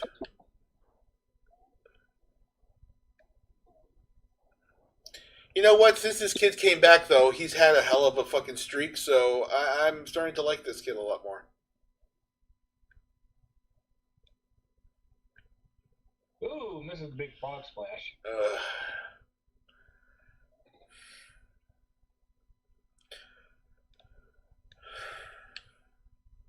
The Johnny Wrestling Lock.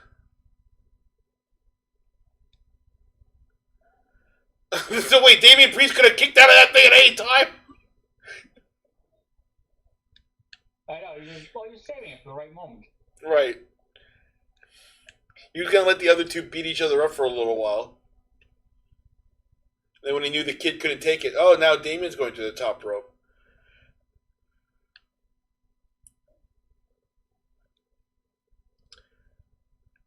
I'm always scared of every big guy going to the top rope. It's never looked comfortable.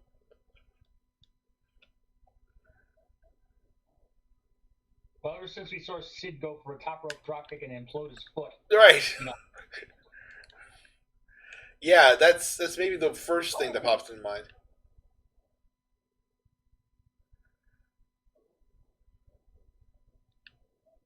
Oof. Big side kick in the head. Oh, got the choke slam. But damn! Ow. That's a what the hell? It's the Scream Mask guy.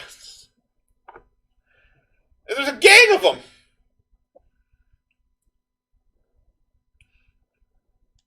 Why is there I don't know what's going on. Why is there a gang of Scream Masks fighting Damian Priest?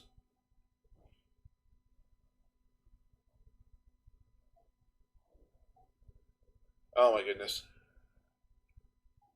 I have no idea who those people were supposed I to be. don't. What? they're the other hand of redemption or whatever the fuck. Retribution. Damien, no, you're supposed to be winning a match. Don't pay attention to. Oh my god!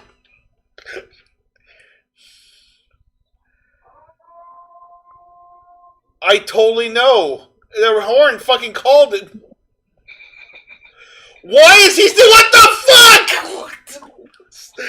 Stop it! Why do big guys have to do all these high spots? Just okay, sure, we can. And then Gargano with the fucking torpedo, but he caught him. And the choke slam onto the apron on the ring. Lilo Ruff!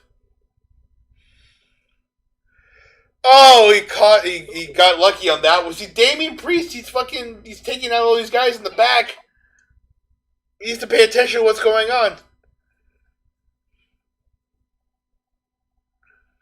Gargano's bleeding internally.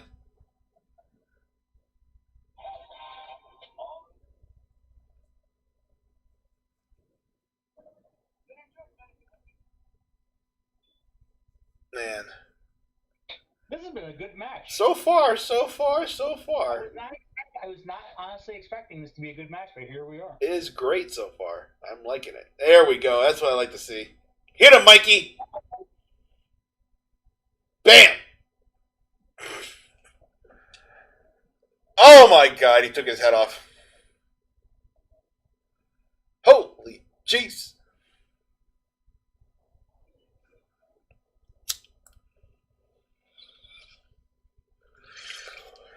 Damien's caught Gargano. He's going to fucking get him a nice spin around. Oh, Gargano got a super kick. So, the big boot. A spinning roundhouse kick. I didn't expect that from such a big guy. Come on, just pin him. Just pin him. Enough with the showboats. They're up. What the fuck again? Scream Masks again? Who the fuck are these guys? What's going on? Why are they going after Priest?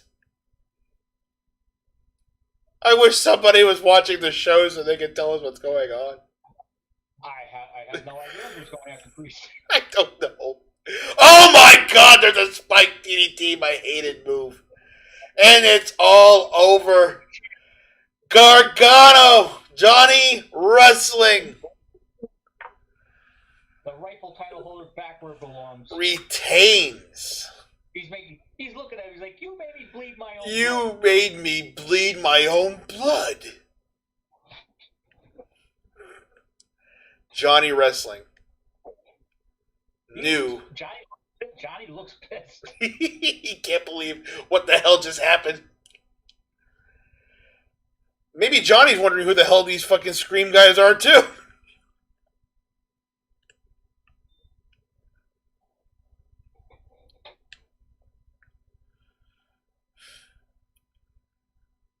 Let's see where somebody. Okay, there's the cutoff. Still can't believe he did this top rope dive over the top. I don't. You're huge, man. You don't need to do stuff like that. Nope. I just don't understand. He should just be sticking to choke slamming guys. Choke Absolutely. slamming guys is fine. Perfectly reasonable.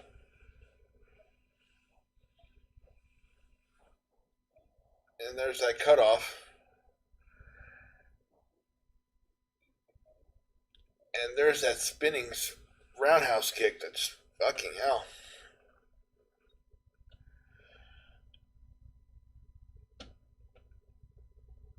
And then somebody hits Damien. One of the Scream guys hits Damien with a pipe. And there comes that spike overhand spike power driver. 1, 2, 3, or spike DDT, and 1, 2, 3. It's over. It was who? Oh, it was Austin Theory. It was Austin Theory the whole time! I don't know who Austin Theory is. Austin Theory is one of their guys that was in Evolve, Gabe's promotion. Oh. And he was like the top. He's a very good prospect, but apparently he got sort of caught up in the Me Too thing because apparently he was allegedly caught texting underage fans or whatever. Oh shit. But that hasn't really panned. I don't think that's been proven to be true because if it was, He would be on TV right now. Right. He's gone for a while, but I would imagine that. But then again, they do keep Velveteen Dream around. So They keep Velveteen Dream and Lars Sullivan around. So. Lars Sullivan didn't do anything wrong. Except not show up for work. Oh, there's a promo.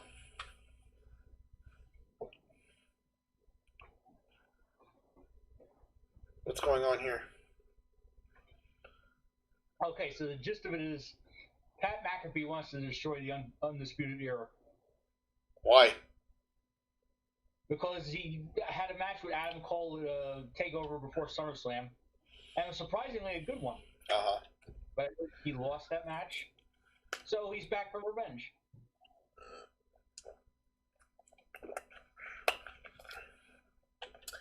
Revenge is as good as anything. That's why the women didn't have tables, because the tables are all going to be all in this match. I imagine so. Okay, if I see Pat McAfee go through a table, I'll put it over. I hate Pat McAfee. Right now, they're just doing a music video for both teams set to War Pigs by Black Sabbath. Oh, okay. So far, this show hasn't been bad. I like this show so far. Again, I wish I watched NXT to understand what's going on, but so far so good on this show. It's been a solid 8 out of 10. Been liking it. Let's see how this main event happens. We are professional. We are the new kings of NXT. We are the group of men that have been running this show from top to bottom.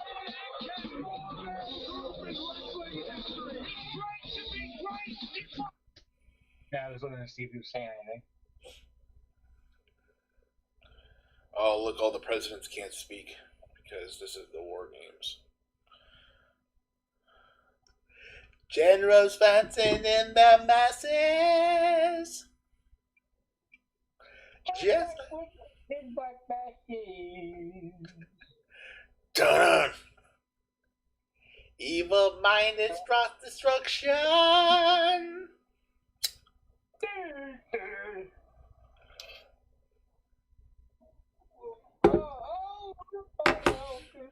Oh, Lord, yeah.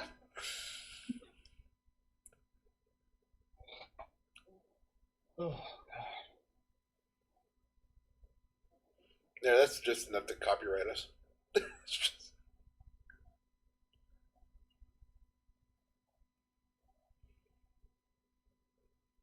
War Games.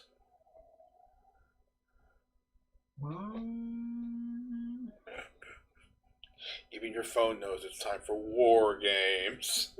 No, that's the sound outside. Oh.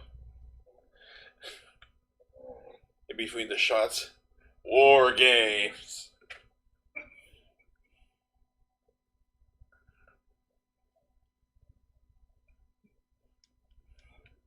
It's war games. Okay, so here's the official rules of war games. Are they different from the women's rules? No. Okay. It's the same rule before, only McAfee's team has the advantage. Why do they have the advantage? Huh? Why do the bad guys get the advantage first? Because they won the ladder match the other night to determine who gets the man advantage. Oh. Just like Team Shotzi won the ladder match later in the night. Oh. Okay.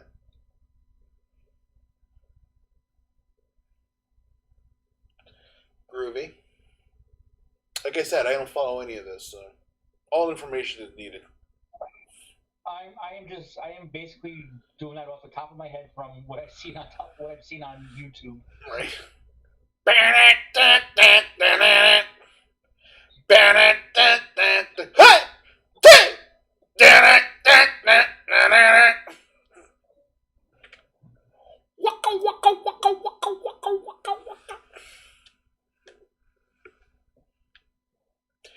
Literally the best tandem for the past 5 years.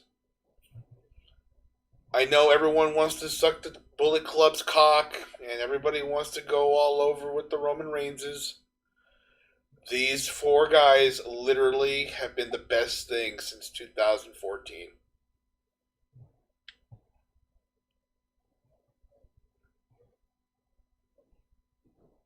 In the entire whole of wrestling. And while everybody laughed at me in 2014 when I said Adam Cole was going to be one of the biggest stars in the entire business, I had haters, and now look at them. Same thing with Kyle O'Reilly and Bobby Fish. I make stars, I create stars, and I can predict stars, and I knew that these guys were stars. You are always ahead of the curve. I have been ahead of the curve forever and a day.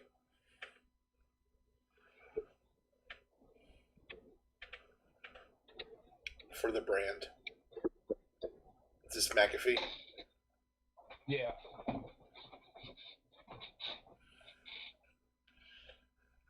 I'm Pat McAfee. So who's going to start this off, I wonder? I would imagine either Oni Lorcan or maybe Pete Dunne. Pete Dunne's a heel now? Yep. Well, they just turned everybody I like backwards. Mm-hmm. Oh, yep. Looks like Dunne's starting off the match. Oh, good. It's going to be Dunne versus Strong. Or no, Strong versus O'Reilly. O'Reilly's growing a bit of a beard. So used to seeing him clean shaven. Well, that's how you know he means business. Right. That's what this virus does to people. Make them grow beards and mean business.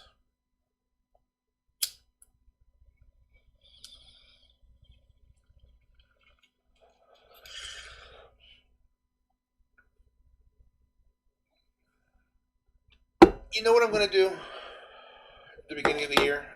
I looked at the paperwork and everything. I'm going to start a pot farm.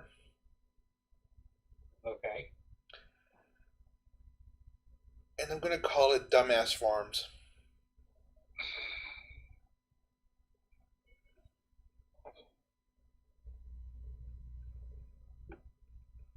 Either call it Dumbass Farms or name the strain Dumbass.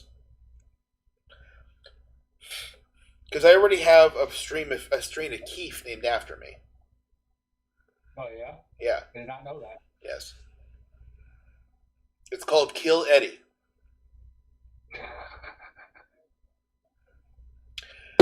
Literally an entire mountain town came together and donated all the Keef from all of their different grows and gave me a giant patch of Keef from all different, like maybe about 90 to 110 different plants.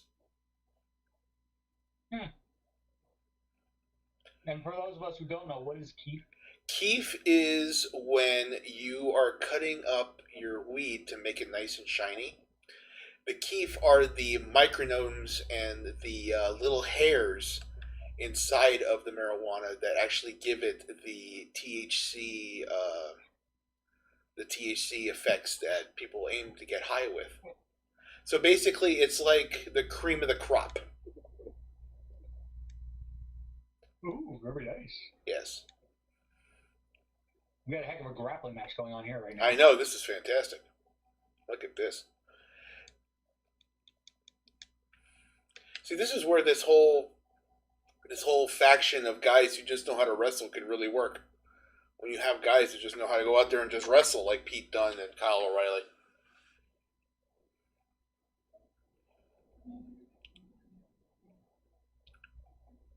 Is it me or does Dunn's tan look yellow? That's what happens when British people get a tan. I know, like it's so unnatural for him to be so tan. I know. It's like what happens when you burn fish. Or you keep fish on a grill too long.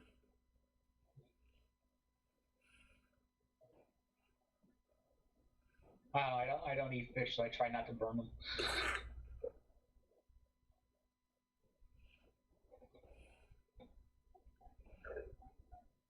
I'm just saying Pete Dunne looks a little barbecued, that's all.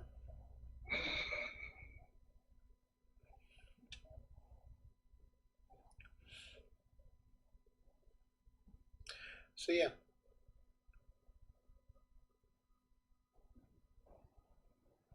And definitely in the beginning of the year when we start our chocolate business, we're going to start doing medicated treats too.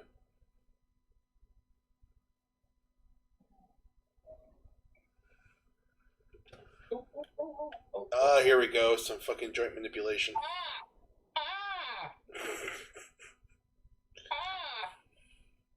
For somebody who cannot bend his fingers anymore, like as me, it just hurts so much to look at this. I can't remember the last time I could bend my hand back.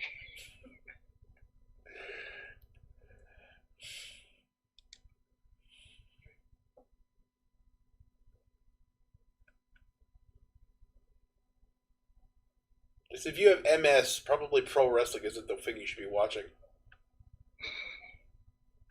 I don't have MS. I'm just saying. Just saying that if you have some sort of a muscle problem, maybe pro wrestling is what you should be watching. Seeing all these people just conjoin all these joints and shit. Fuck me. I'm high. I don't know what the fuck I'm talking about. I called what I was talking about MS, which it isn't MS that I was talking about. Because I'm stoned. But that's okay, because people with MS are usually stoned too, because... Ah! Here we go.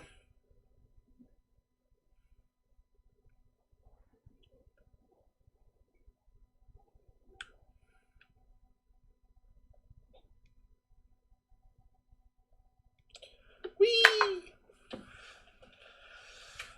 Alright, where's the timer? Oh, wait. Well, I mean, there's no crowd. No one can count the timer at the same time. I'd say there's still probably at least another 2.5 minutes. Okay. Nice arm bar. I always like that they know how to way to get right into an arm bar. There's a nice... They're just going to keep trading rolls. Seconds left. It's because it's the main... Only 10 seconds. I'm like... Right, they didn't put the timer up until... Because the crowd would have started counting off with the timer. We would have had that fucking fiasco again. Oh, no. Pete McAfee wants to go out. Let Pete go out there. No, here comes Oney Lorcan. Okay. He's got the best Twitter of anyone in the WWE. It's just him constantly yelling, and then posting pictures of his corgi. Yelling? Yeah. By yelling, you just mean cap locks, right? Yes. Okay. He types in all caps. He types in all caps because he's one of those he's one of those dudes. He's very extreme. What's his Let's see if I gimmick? can punch up. Huh? What's his gimmick? The eye one. He's just trying to beat people up. That's his gimmick. Oh, okay. That's Let's see if I cool. can punch it up real quick. He had a great tweet the other day. As he's plowed. Ooh, nice hand and arm suplex. Ooh, Very, very nice. Quite lovely. I get a little nervous when I see that suplex, to be honest.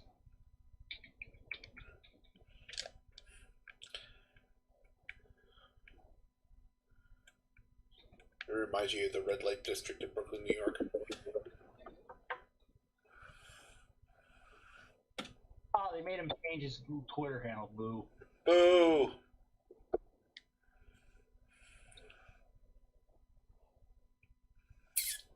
Yeah, like, this is the type of stuff he'll tweet. He'll be like, went to my girlfriend's house for Thanksgiving, carved a turkey, and then punched her dad in the face. And then, I'm going to lose it for real. I need somebody to set me up a GoFundMe to pay for my bail after Sunday at War Games on the network, because they're going to put me in jail.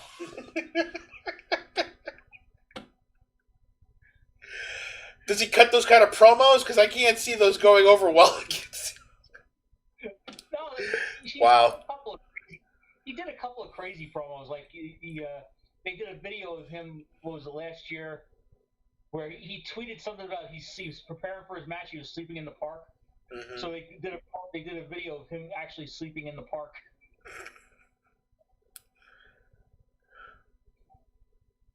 But yeah, they don't typically do those promos. They don't let them do those promos on TV. Man, they I really.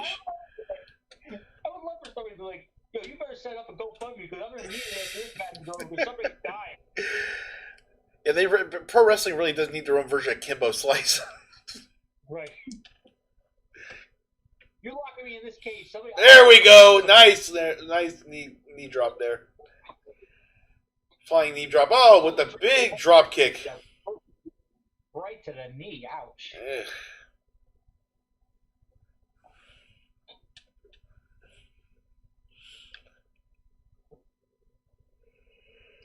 Good on them. I have a sneaking suspicion one of the members of the Undisputed Era are turning heel tonight. Uh-oh. A sneaky suspicion? I think it's gonna be what's his name? Not Strong. Roderick Strong, the other one. Bobby? Yeah, Bobby Fish. I think Bobby Fish is turning heel tonight. But no, it looks like Bobby Fish is coming out right now, so maybe it might be Roddy. I could see Roddy. Because Roddy had so much push during the time he was at the Undisputed Era, and he didn't get to stand out nearly as much.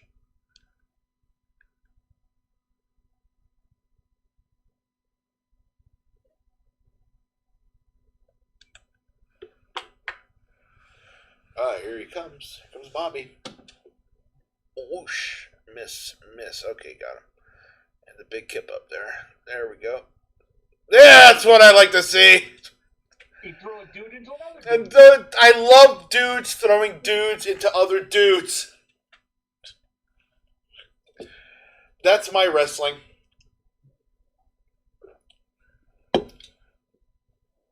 Nothing is better than that. Oh, nice fucking takedown there.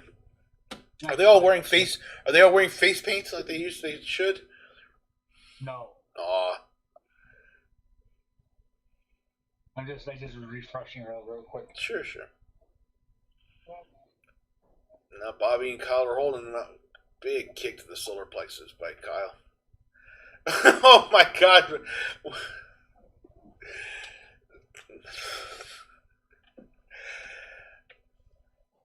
A blatant kick to the head in stereo by the fucking former Red Dragon.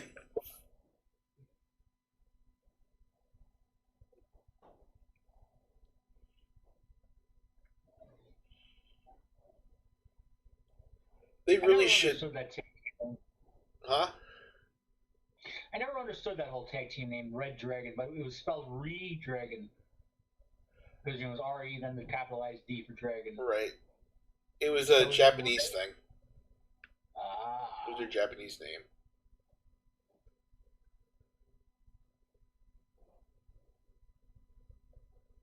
And they were also hyping Dragon Gate at the same time. Oh, okay, I see. Yeah.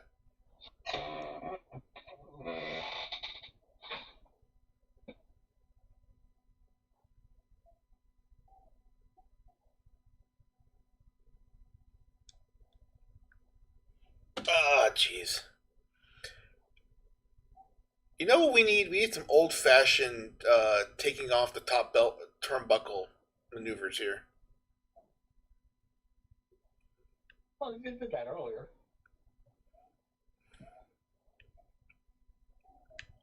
Who took off the turnbuckle earlier? I love how McAfee keeps wanting to go into the ring. They're saying, no, I'll do it. I'll go. Well, here comes the tables. Here comes the tables. There's a fucking name we have. Oh, wait a minute. What the hell is that? Here comes the fucking sniper rifle. What the hell is that? What the hell? Great, we got 3 more minutes until one or the other comes out. Either A cricket bat. a cricket bat? What the fuck? I don't understand what a cricket is. Ow. Cricket's like baseball, right, Gene?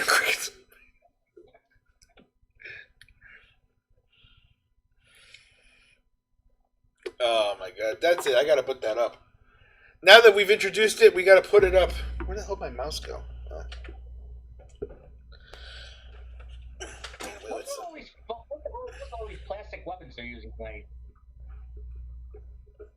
It's so clearly like foam or something. It's because they have to make sure that no one really gets concussions or anything with this stuff.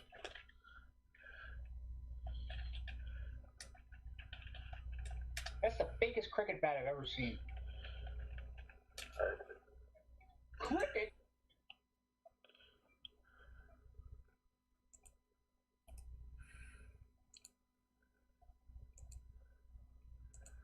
I gotta add the picture now.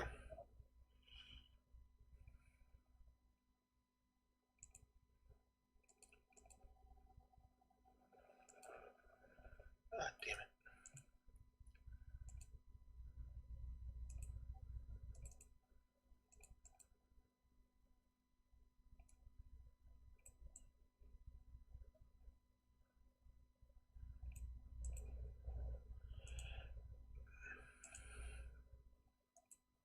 There we go. I had to put in the.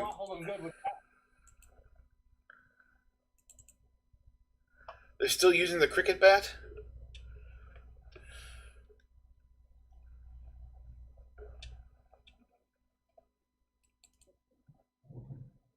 Now they're gonna work them over like they owe them some money. Uh-huh. Is that Simon Birch? It's Danny Birch. Oh. That was way off. Wait, Simon Birch is a movie. Simon Birch is a movie.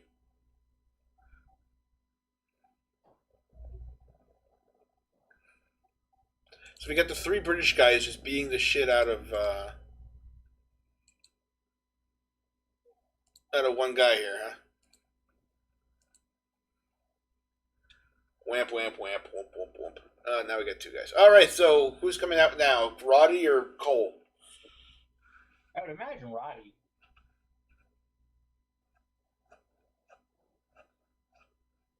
It's Roddy!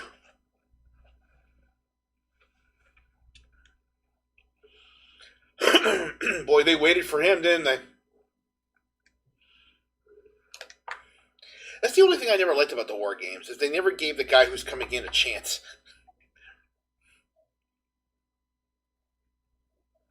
Oh, all's fair in love and war. Yeah, that's true.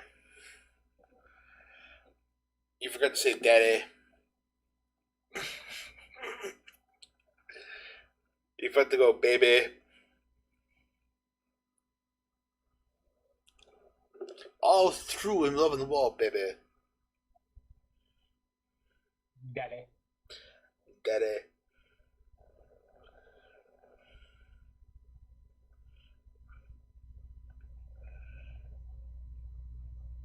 We got a little bit of a comeback now coming from Roddy. That's nice.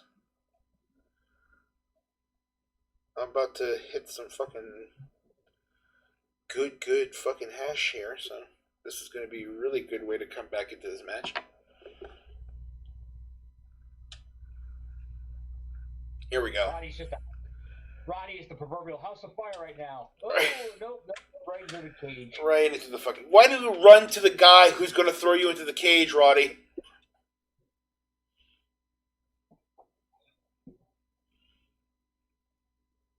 I'm still freaked out by the sniper fucking bag on the corner.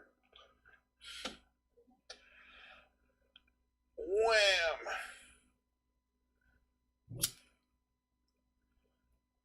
You can tell Roddy's not going over because of the fact he hasn't taken his shirt off yet. That's how you know that one or the other is not flipping. Because neither of them had taken their shirt off, so you don't know which one's going to flip.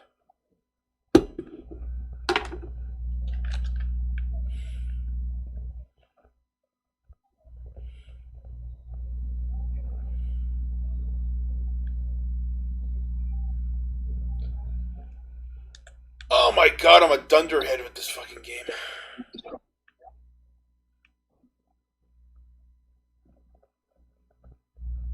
Okay. Dun dun dun dun dun. Which game are you playing? I'm still playing Fall Guys. Oh. Played Fall Guys this entire time. You poor bastard. I know. I haven't even leveled up yet. I've been sucking so badly, but I'm trying to watch the matches at the same time because, you know, I'm interested. Alright, well, here comes Pat McAfee, so let's see what happens here. Alright. This is where it doesn't work out and they all just team up on him. So we finally got him on the fucking corner now. Pat McAfee's coming in. I'm getting stoned.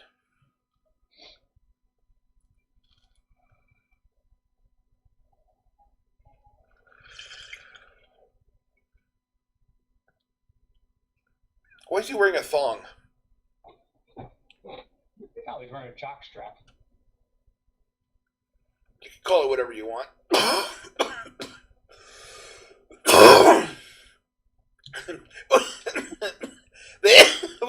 Wait. They have color coordinated fucking tables?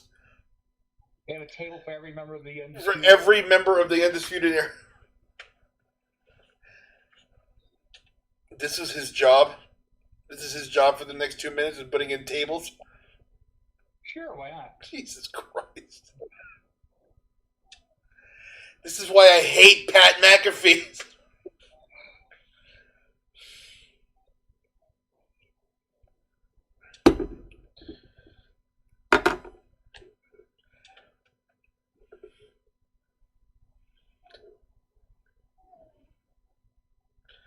Now, where was all this fucking table fucking shit when I was trying to beat this level over here and I got my ass handed to me? I don't know. Why can't you start taking... No, that's when they want to have like fucking crickets and shit going on.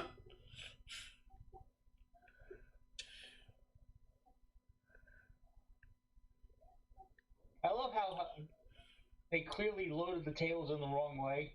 Mm-hmm. So, I mean, the gag would have been like you see each name as they're pulled out, right? Right. But since the tables were upside down from our perspective, it was like, oh. They don't know which one. They don't know which one they're pulling out.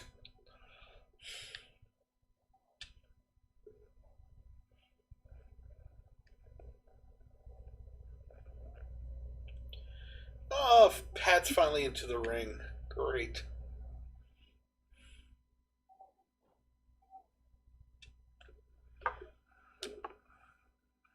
Alright, now we got some tables set up.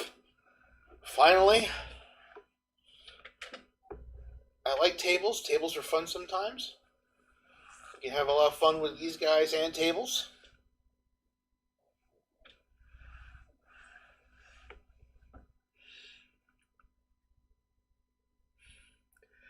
Oh, great. So we're just going to work the arms, huh? Why, we got to wait until Cole comes in?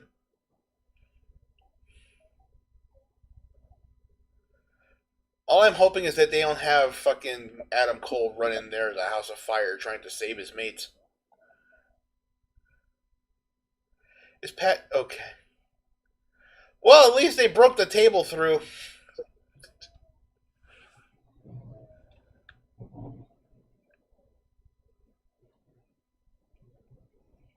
Oh, so are they going to put each... It was a nice moonsault by McAfee. Yeah, I'll admit that.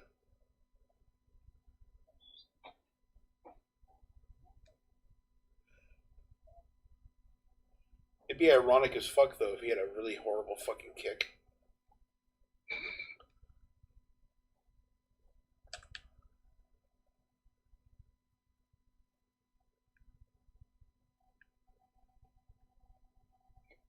Well, 3, 2, 1. Here comes Adam Cole, baby.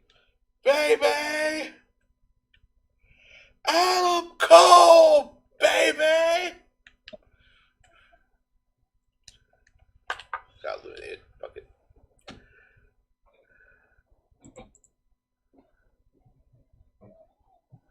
I've been playing this game all wrong, and I'm going to finally play it the way I want to. As a small little box in the corner of the screen while I'm watching this match.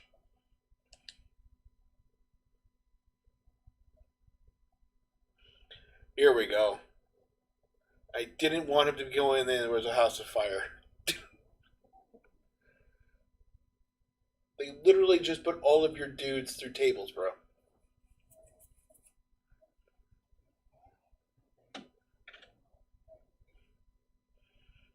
At least he's fighting him off well. Yeah, I will say this, for a War Games match, this has been pretty... Nothing good, nothing bad. Yeah. Kind of just in the... Yeah, here's the match I've been hyping for this whole time.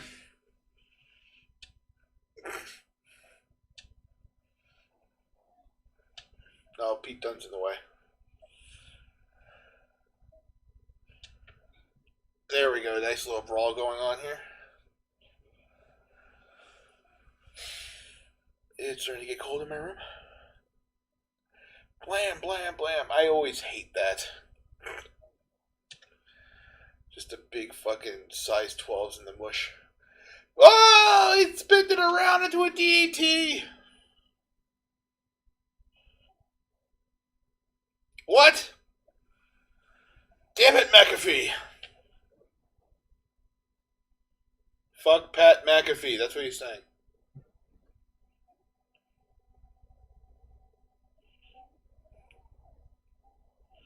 You know, in this lighting, Pete Dunne looks like a really ornery version of RVD.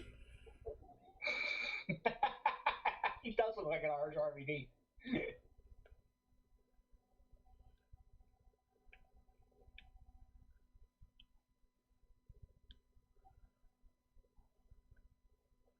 Why am I playing this game so much better now that I'm having a little small screen in the corner?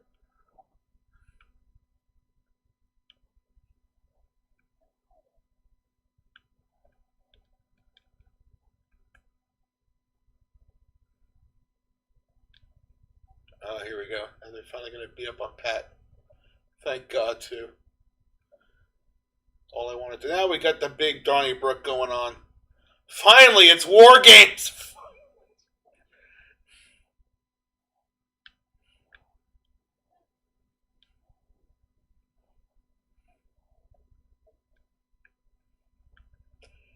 It's just weird that they have to build all this thing all the way up just for this fucking spot where everybody's finally fighting each other.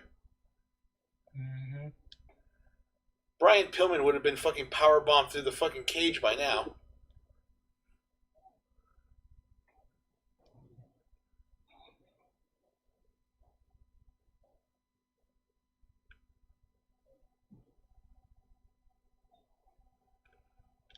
Of course. And of course it goes away, because why not?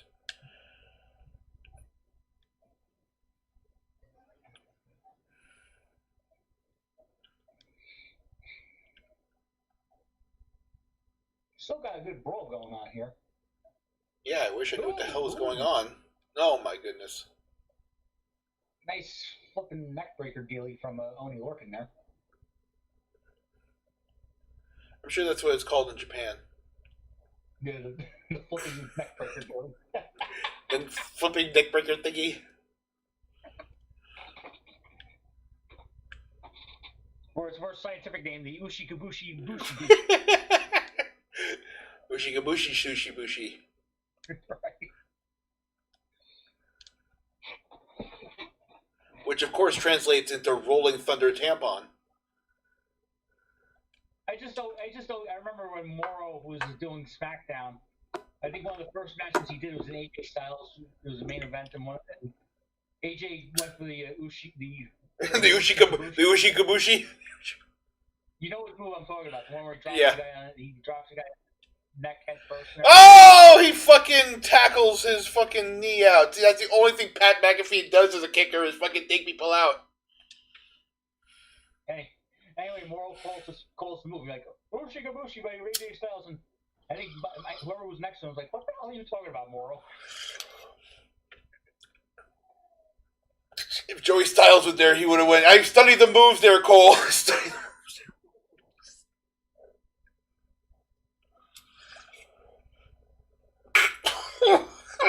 Oh my God, McAfee calls him a figure.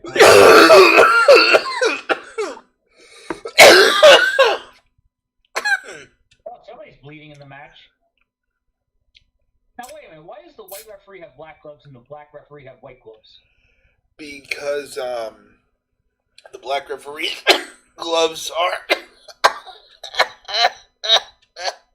Excuse me, I'm dying in a second. I just noticed that. It's like, but who's bleeding? I don't even see anyone busted open. It's literally because they're different colored skin, so they have to handle them different. They have to handle them.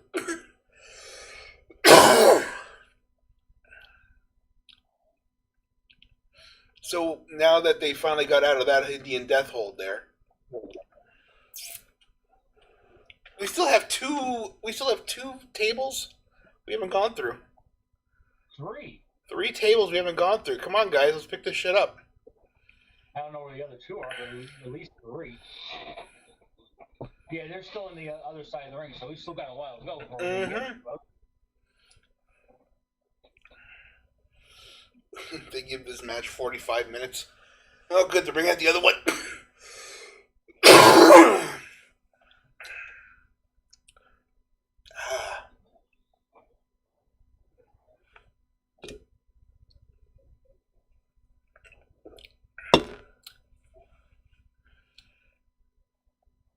Oh, here we go. Now we got the table needs to get set up. Pat McAfee's being checked on for some reason. Everyone else is laid out, injured, and fucked. The one referee is desperately checking on Pat McAfee, though.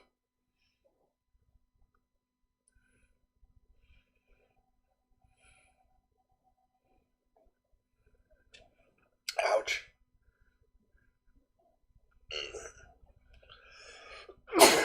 Back to the Donnybrook.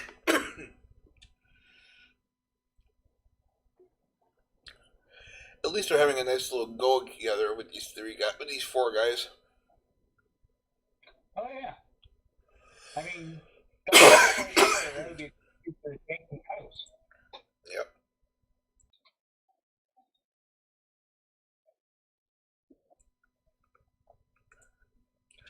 Ooh. I still can't figure out who's bleeding in the match.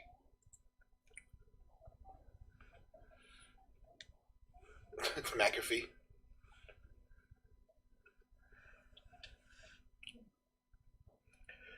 Through.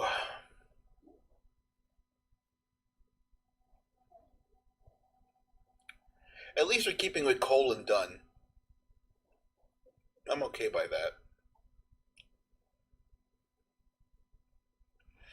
I think McAfee got hurt. That's why he's. McAfee didn't know how to counter the fucking reversal on the figure 4. Not realizing there is no reversal to that.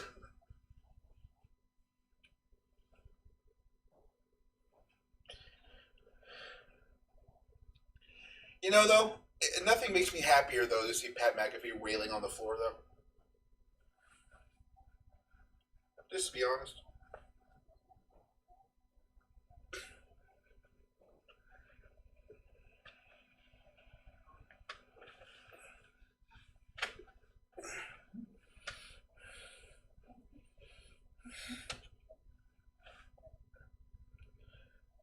Oh, my God.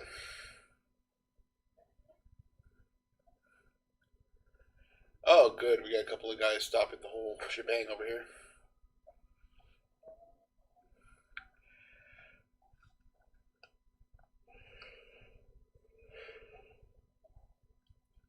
You there? Yeah, I'm here. Sorry. I just got. You hear me? Mm-hmm. Okay, just making sure we didn't lose connection. No, I was just They hoping just that went you'd for a say power something. bomb. They went for a power bomb, and the table did not break. No. I am the table, finally! No, see, he's pinning his own guy. That doesn't count, ref. Okay, so now Adam Cole's got him set up. Got it set up over here, too. Oh, Pat's finally decided to join. Look at this.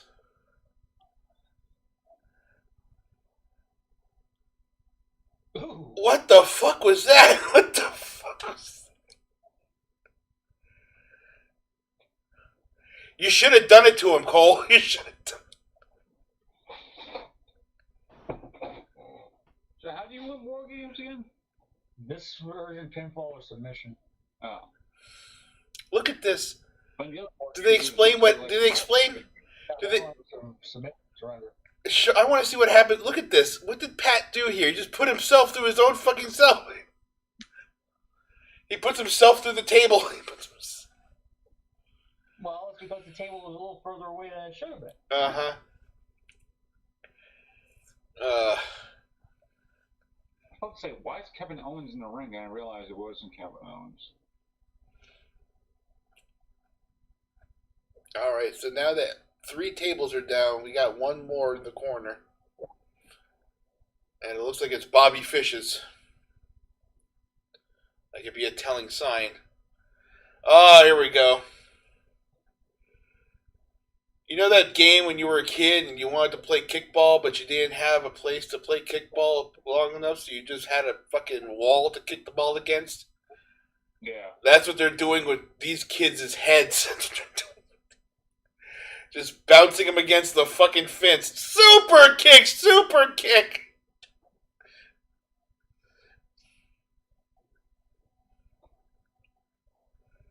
Oh, yeah. Looks like they're gonna go whoop on McAfee now. Oh, finally. I get to see somebody I've been wanting to see this whole fucking time. No, we're back. We're back. Yeah, my back too, McAfee. Come on. Get in there, you pussy. That's what he is. He's a pussy. Oh, we're back. Look at my back, and then he starts climbing the fucking thing. Beat him up. No, it's okay. Just start beating the shit out of him. Come on. You don't have to fucking intimidate him. He's scared enough as it is. Just beat him up. There we go. Smack, smack, smack. Beat, beat, beat. Boom, boom, boom. Punch, punch, punch.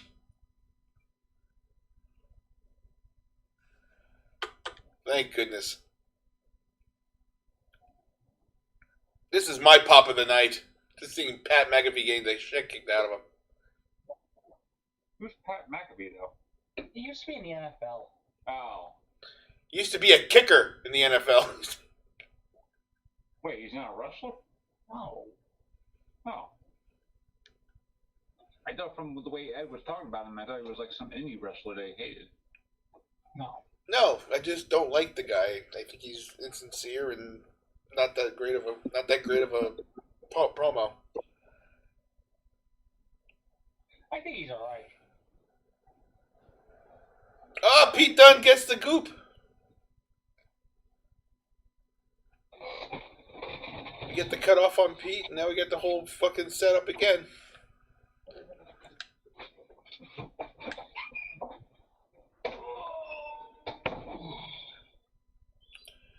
And the Donnybrook begins anew. At least I got to see a little bit of Pete, a little bit of Pat getting his ass kicked. I'm happy.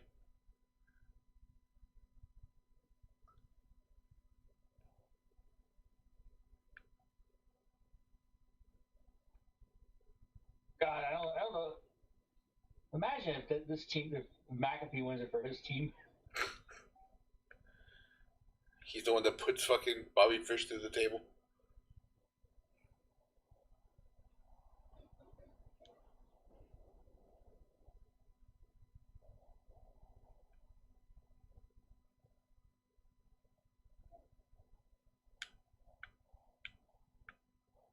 Ooh. I don't know what that was. Smasher. He smashed him there.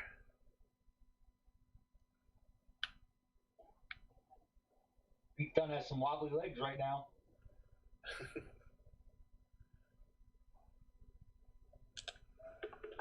But as a man who loves a boat, don't you think he should be having some? Oh my goodness. Kapang. Are you okay, Pat? There's the fucking referee again. Are you okay, Pat? Pat, are you fine? He told us that you have to be okay. Fuck the other guys that are there. We gotta check if Pat fucking McAfee's okay.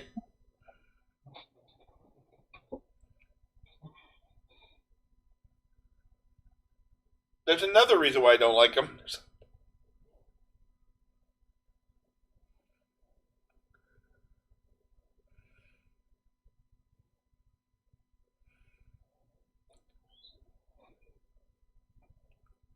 Oh, it's like that movie, The Warriors. What about the Warriors? Oh. Warriors, come out and play! There we go. Nice beat down between the two of them. One last stand. Oh my god, McAfee's on the top. God damn it, McAfee! Ah! I gotta get my shit in!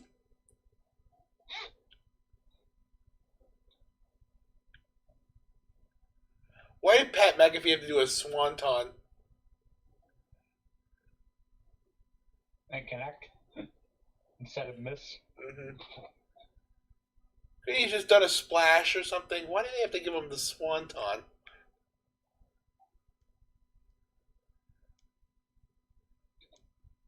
You know, that's literally a move that is made specifically for one guy.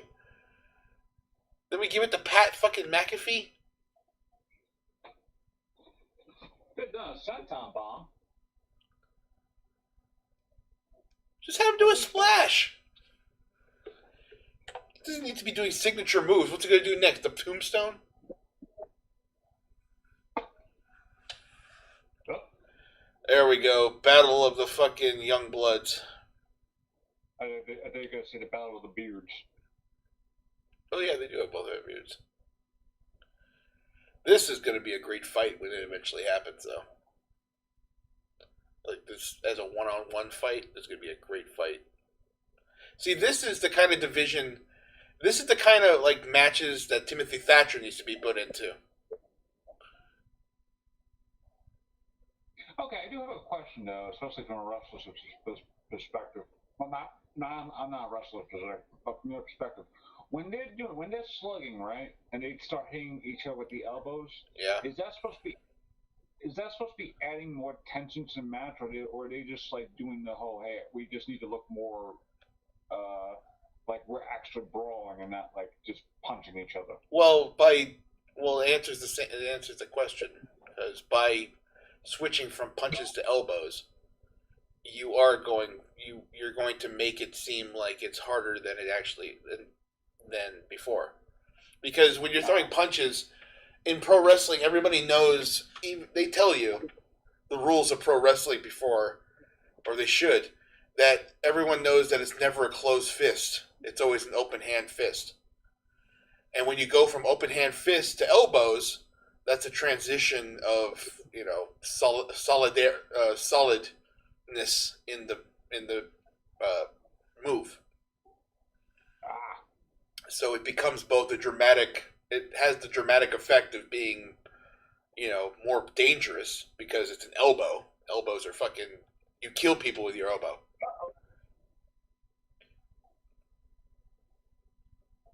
And on top of that, you're also working an easy. And elbows are easier to take than open hand fists, to be honest. Because when you lay in an elbow, you're actually laying in like the side of the elbow. No one really hits the point of the elbow. You mean to tell me you're hitting in the funny bone? No, they're hitting like in the corner of the elbow. Oh, okay. That's why when you do elbow smashes and stuff, a lot of them look like they're either hitting like right above the bicep or right below the bicep, or like almost like a forearm kind of a thing.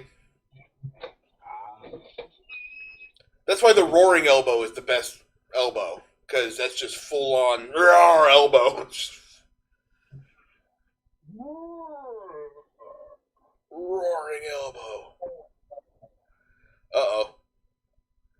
Kyle's going to take out Pete Dunne's head.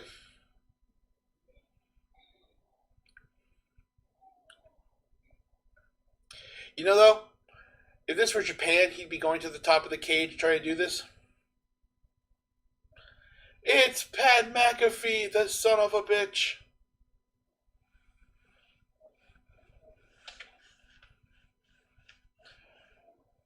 And Adam Cole's crawling in, and Pat McAfee's trying to be a big man.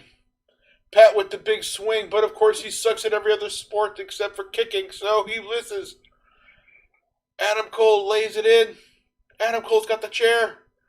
Oh, he's thinking about it. Lay out, Pat. Lay him out. There he go. Oh, it's a low blow. Absolutely disgusting maneuver by Pat McAfee. I can't condone this. And Pat McAfee, oh no, he's gonna show off the one thing he has going for him. He misses like Charlie Brown, but not Adam Cole. He's got the big boot on him. Stu Bennett just had not Stu Bennett. I like how I can do Maranello. Trying to say, Wade Barrett had a great gold line just now. He said, Pat McAfee is trying to do his best Ric Flair. Oh my God, they put him through. It was Bobby Fish putting him through the Bobby Fish table. Super kick by Pat fucking McAfee. DT. Boom! Super kick. Adam Cole goes to the top gate to the second. The stream has skipped. He's setting him up. Wham, bam, thank you, ma'am. See, whatever, flipping pile driver, I don't know what the hell he calls it. It's the tequila sunrise. What kind of Pat McAfee kicks out of a fucking move. Pat McAfee kicks out of a move that put down fucking Walter.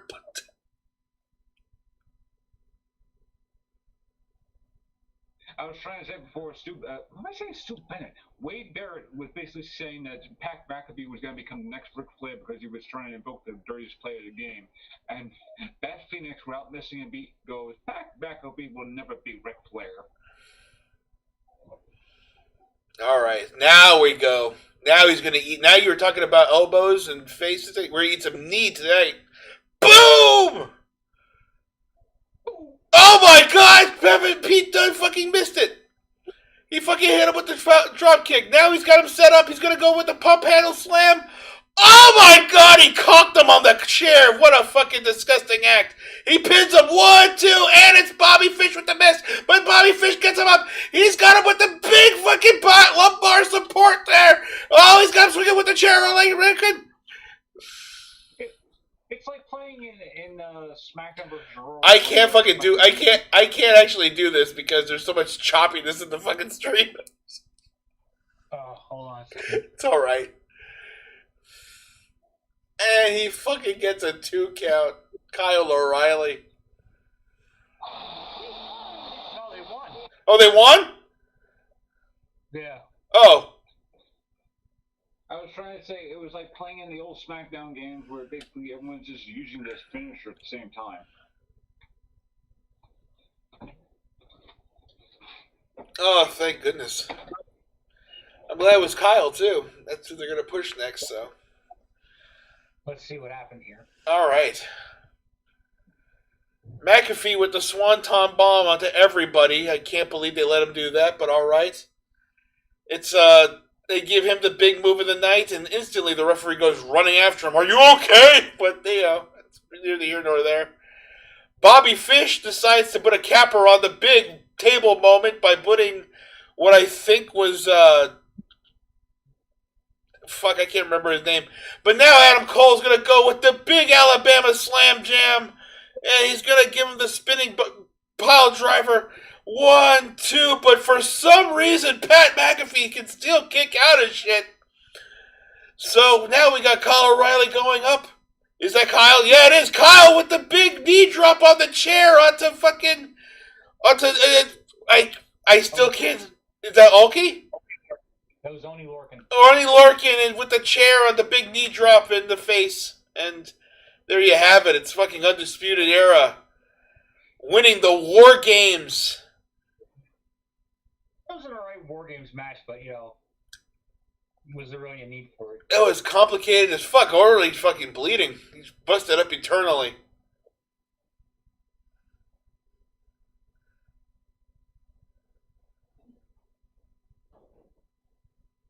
And there's Pat McAfee desperately trying to keep his breath together.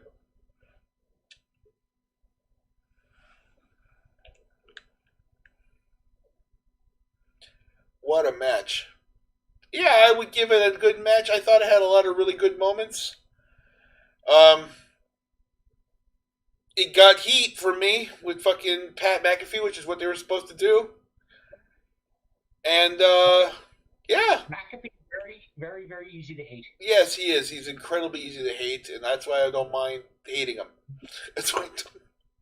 So there you have it. Then the Undisputed Era stands on top of War Games. The entire show, from start to bottom, and there is no real bottom here. Solid show. A good way to cap off 2020 for NXT, and I hope to actually start watching NXT more often now. I might actually have to start watching NXT. Well, they have the edited version of NXT on Hulu. Okay, I got Hulu, so I could probably watch it there. But solid show. 8.5 out of 10 for me. What do you think, Jack? I thought it was a good show. It's just, it's hard to follow. It's hard to follow NXT when you got AEW, taking most of the. I don't know. It's just hard to. It was a good show, but at the same time, it was like they really. It was like a lot of it was thrown. Almost felt like it was thrown together.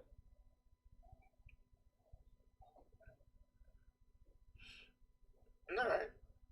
So there you have it, folks. NXT TakeOver. I thought it was great. He thought it was average. I'm saying it was a good show. You just don't. You just want to scroll 4chan instead of talk about the fucking matches. That's what it is. You just want to scroll. Right. No, but it was a good show. I'm not if you looked at it from strictly a wrestling point of view. Great show. I mean, if you went into the show blind like we did for the most part. Yeah, we really did. I didn't know what was going to happen because I don't watch NXT. Did not know which angles were which was what. I only knew the bare minimum of what was going on. Right.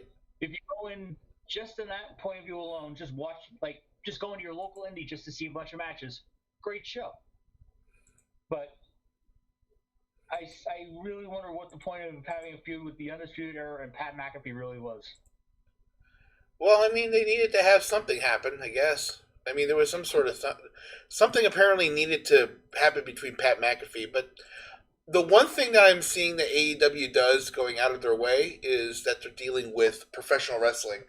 And the WWE wants to be, a celebrity-based professional wrestling promotion. And I don't think giving people like Pat McAfee is anything, even though you like Pat McAfee. No, I wouldn't say I like him. But your boy, Pat McAfee.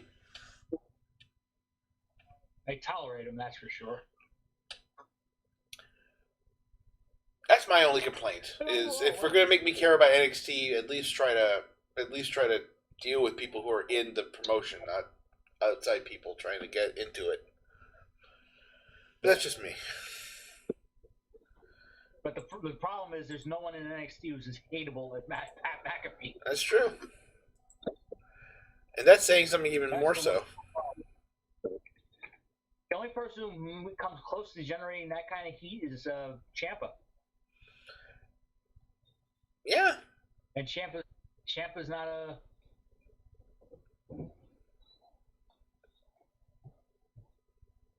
Ciampa is not a vicious heel anymore. There we go. I couldn't think of the damn word. Mm-hmm. Yeah, they made our vicious heel Ciampa into a babyface.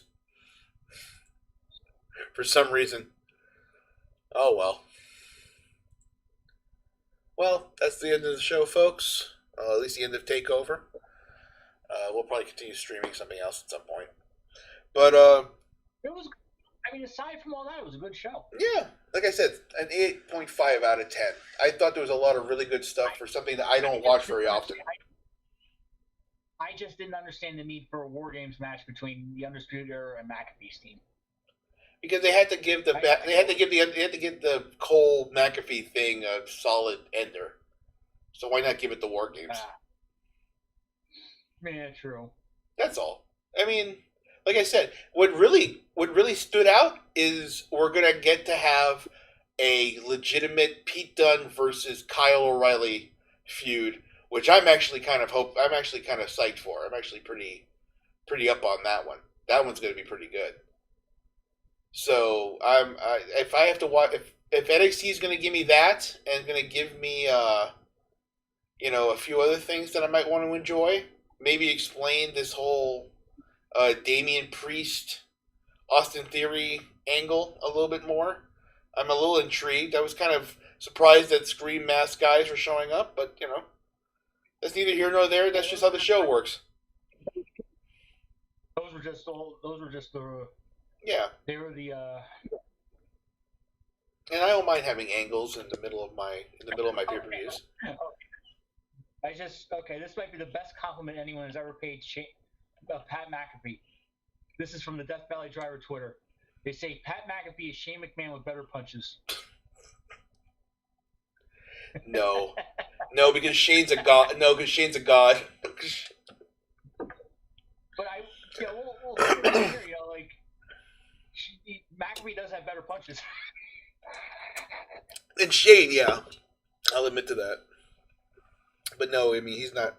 This generation knows what Shane McMahon is, and they all want to dump on Shane. Shane McMahon's an anomaly because Shane McMahon doesn't have to do this. Pat McAfee's dream is to do what Shane McMahon didn't want to have to do instead of actually having to do it for his dad. So can't compare the two. Even in wrestling ability, Shane's better than Pat. You know how much I love Mayor. We all love Mayor Kane, Glenn Jacobs, right? Mm-hmm. As if Kane wasn't scary enough, Kane also apparently does sniper shooting on his weekends. He does what shooting? He does target shooting on his weekends. Jesus Christ! Can you imagine a guy the size of Kane using a rifle? He's like, what do you need the rifle for? I'm hunting. And we got looking for game. But yeah, a solid show from beginning to end. From beginning to end, solid show. I enjoyed every match. I enjoyed all the matches. So I did, despite everything, I did enjoy every match. Yeah. It's been a while since I could say I've watched a WWE show where I was like, you know what, every match was good. Right. Every match was good. So, if that's what I if I'll watch NXT next year, if that's what they're going to give me, I don't mind watching it. But I don't know. It's gonna see now. This is gonna be. Everyone's all like, "Oh, how's about the Monday Night War and all this?" This is the war. Now the war is beginning because now we have like a solid setup on what we're really doing here. We have a solid. There's no more talent trades. There's no more. There's gonna be no more firings for a while. Spring cleaning isn't for 3-4 months. So now we have a real war with the wrestlers that everybody wanted on each side. So we're going to see how this war actually plans out now, because it's going to be interesting. I can't wait. I'm actually hyped. I am hyped for next year in pro wrestling. The next 2021 in pro wrestling.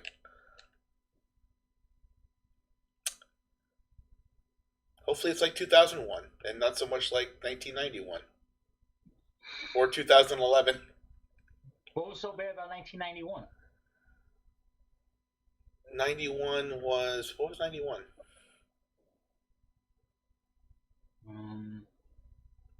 99 was the shock. 91 was a Shockmaster. I don't know. Oh, I just said 91. I just remember everybody complaining about wrestling in the 90s like it was some horrible shit. It's like, okay, wrestling was probably not as big in the 90s, but it wasn't that bad. I just remember wrestling in the 90s was terrible. Unless you're in Japan. Unless you're in Japan and Mexico, wrestling in the 90s was shit. I don't know why. Oh well. Well, I hope you all enjoyed the speed tonight. Yeah. I hope so. We definitely had fun doing this. I mean, like I said, it was good wrestling. It was good wrestling. If you're just watching it from a wrestling standpoint, it was highly enjoyable. Very much so. And since that's what we were doing, we were highly enjoyed. Yeah, exactly. So, thanks again for listening, folks. I'm going to try to make this, I'm going to try to do one of these live for every one of the shows that are coming up. At least something. And see how it goes. This is Eddie Brock in San Francisco. And I'm Joe in New York. And we'll catch you all later on IWC Coast to Coast on Real Lethal Radio.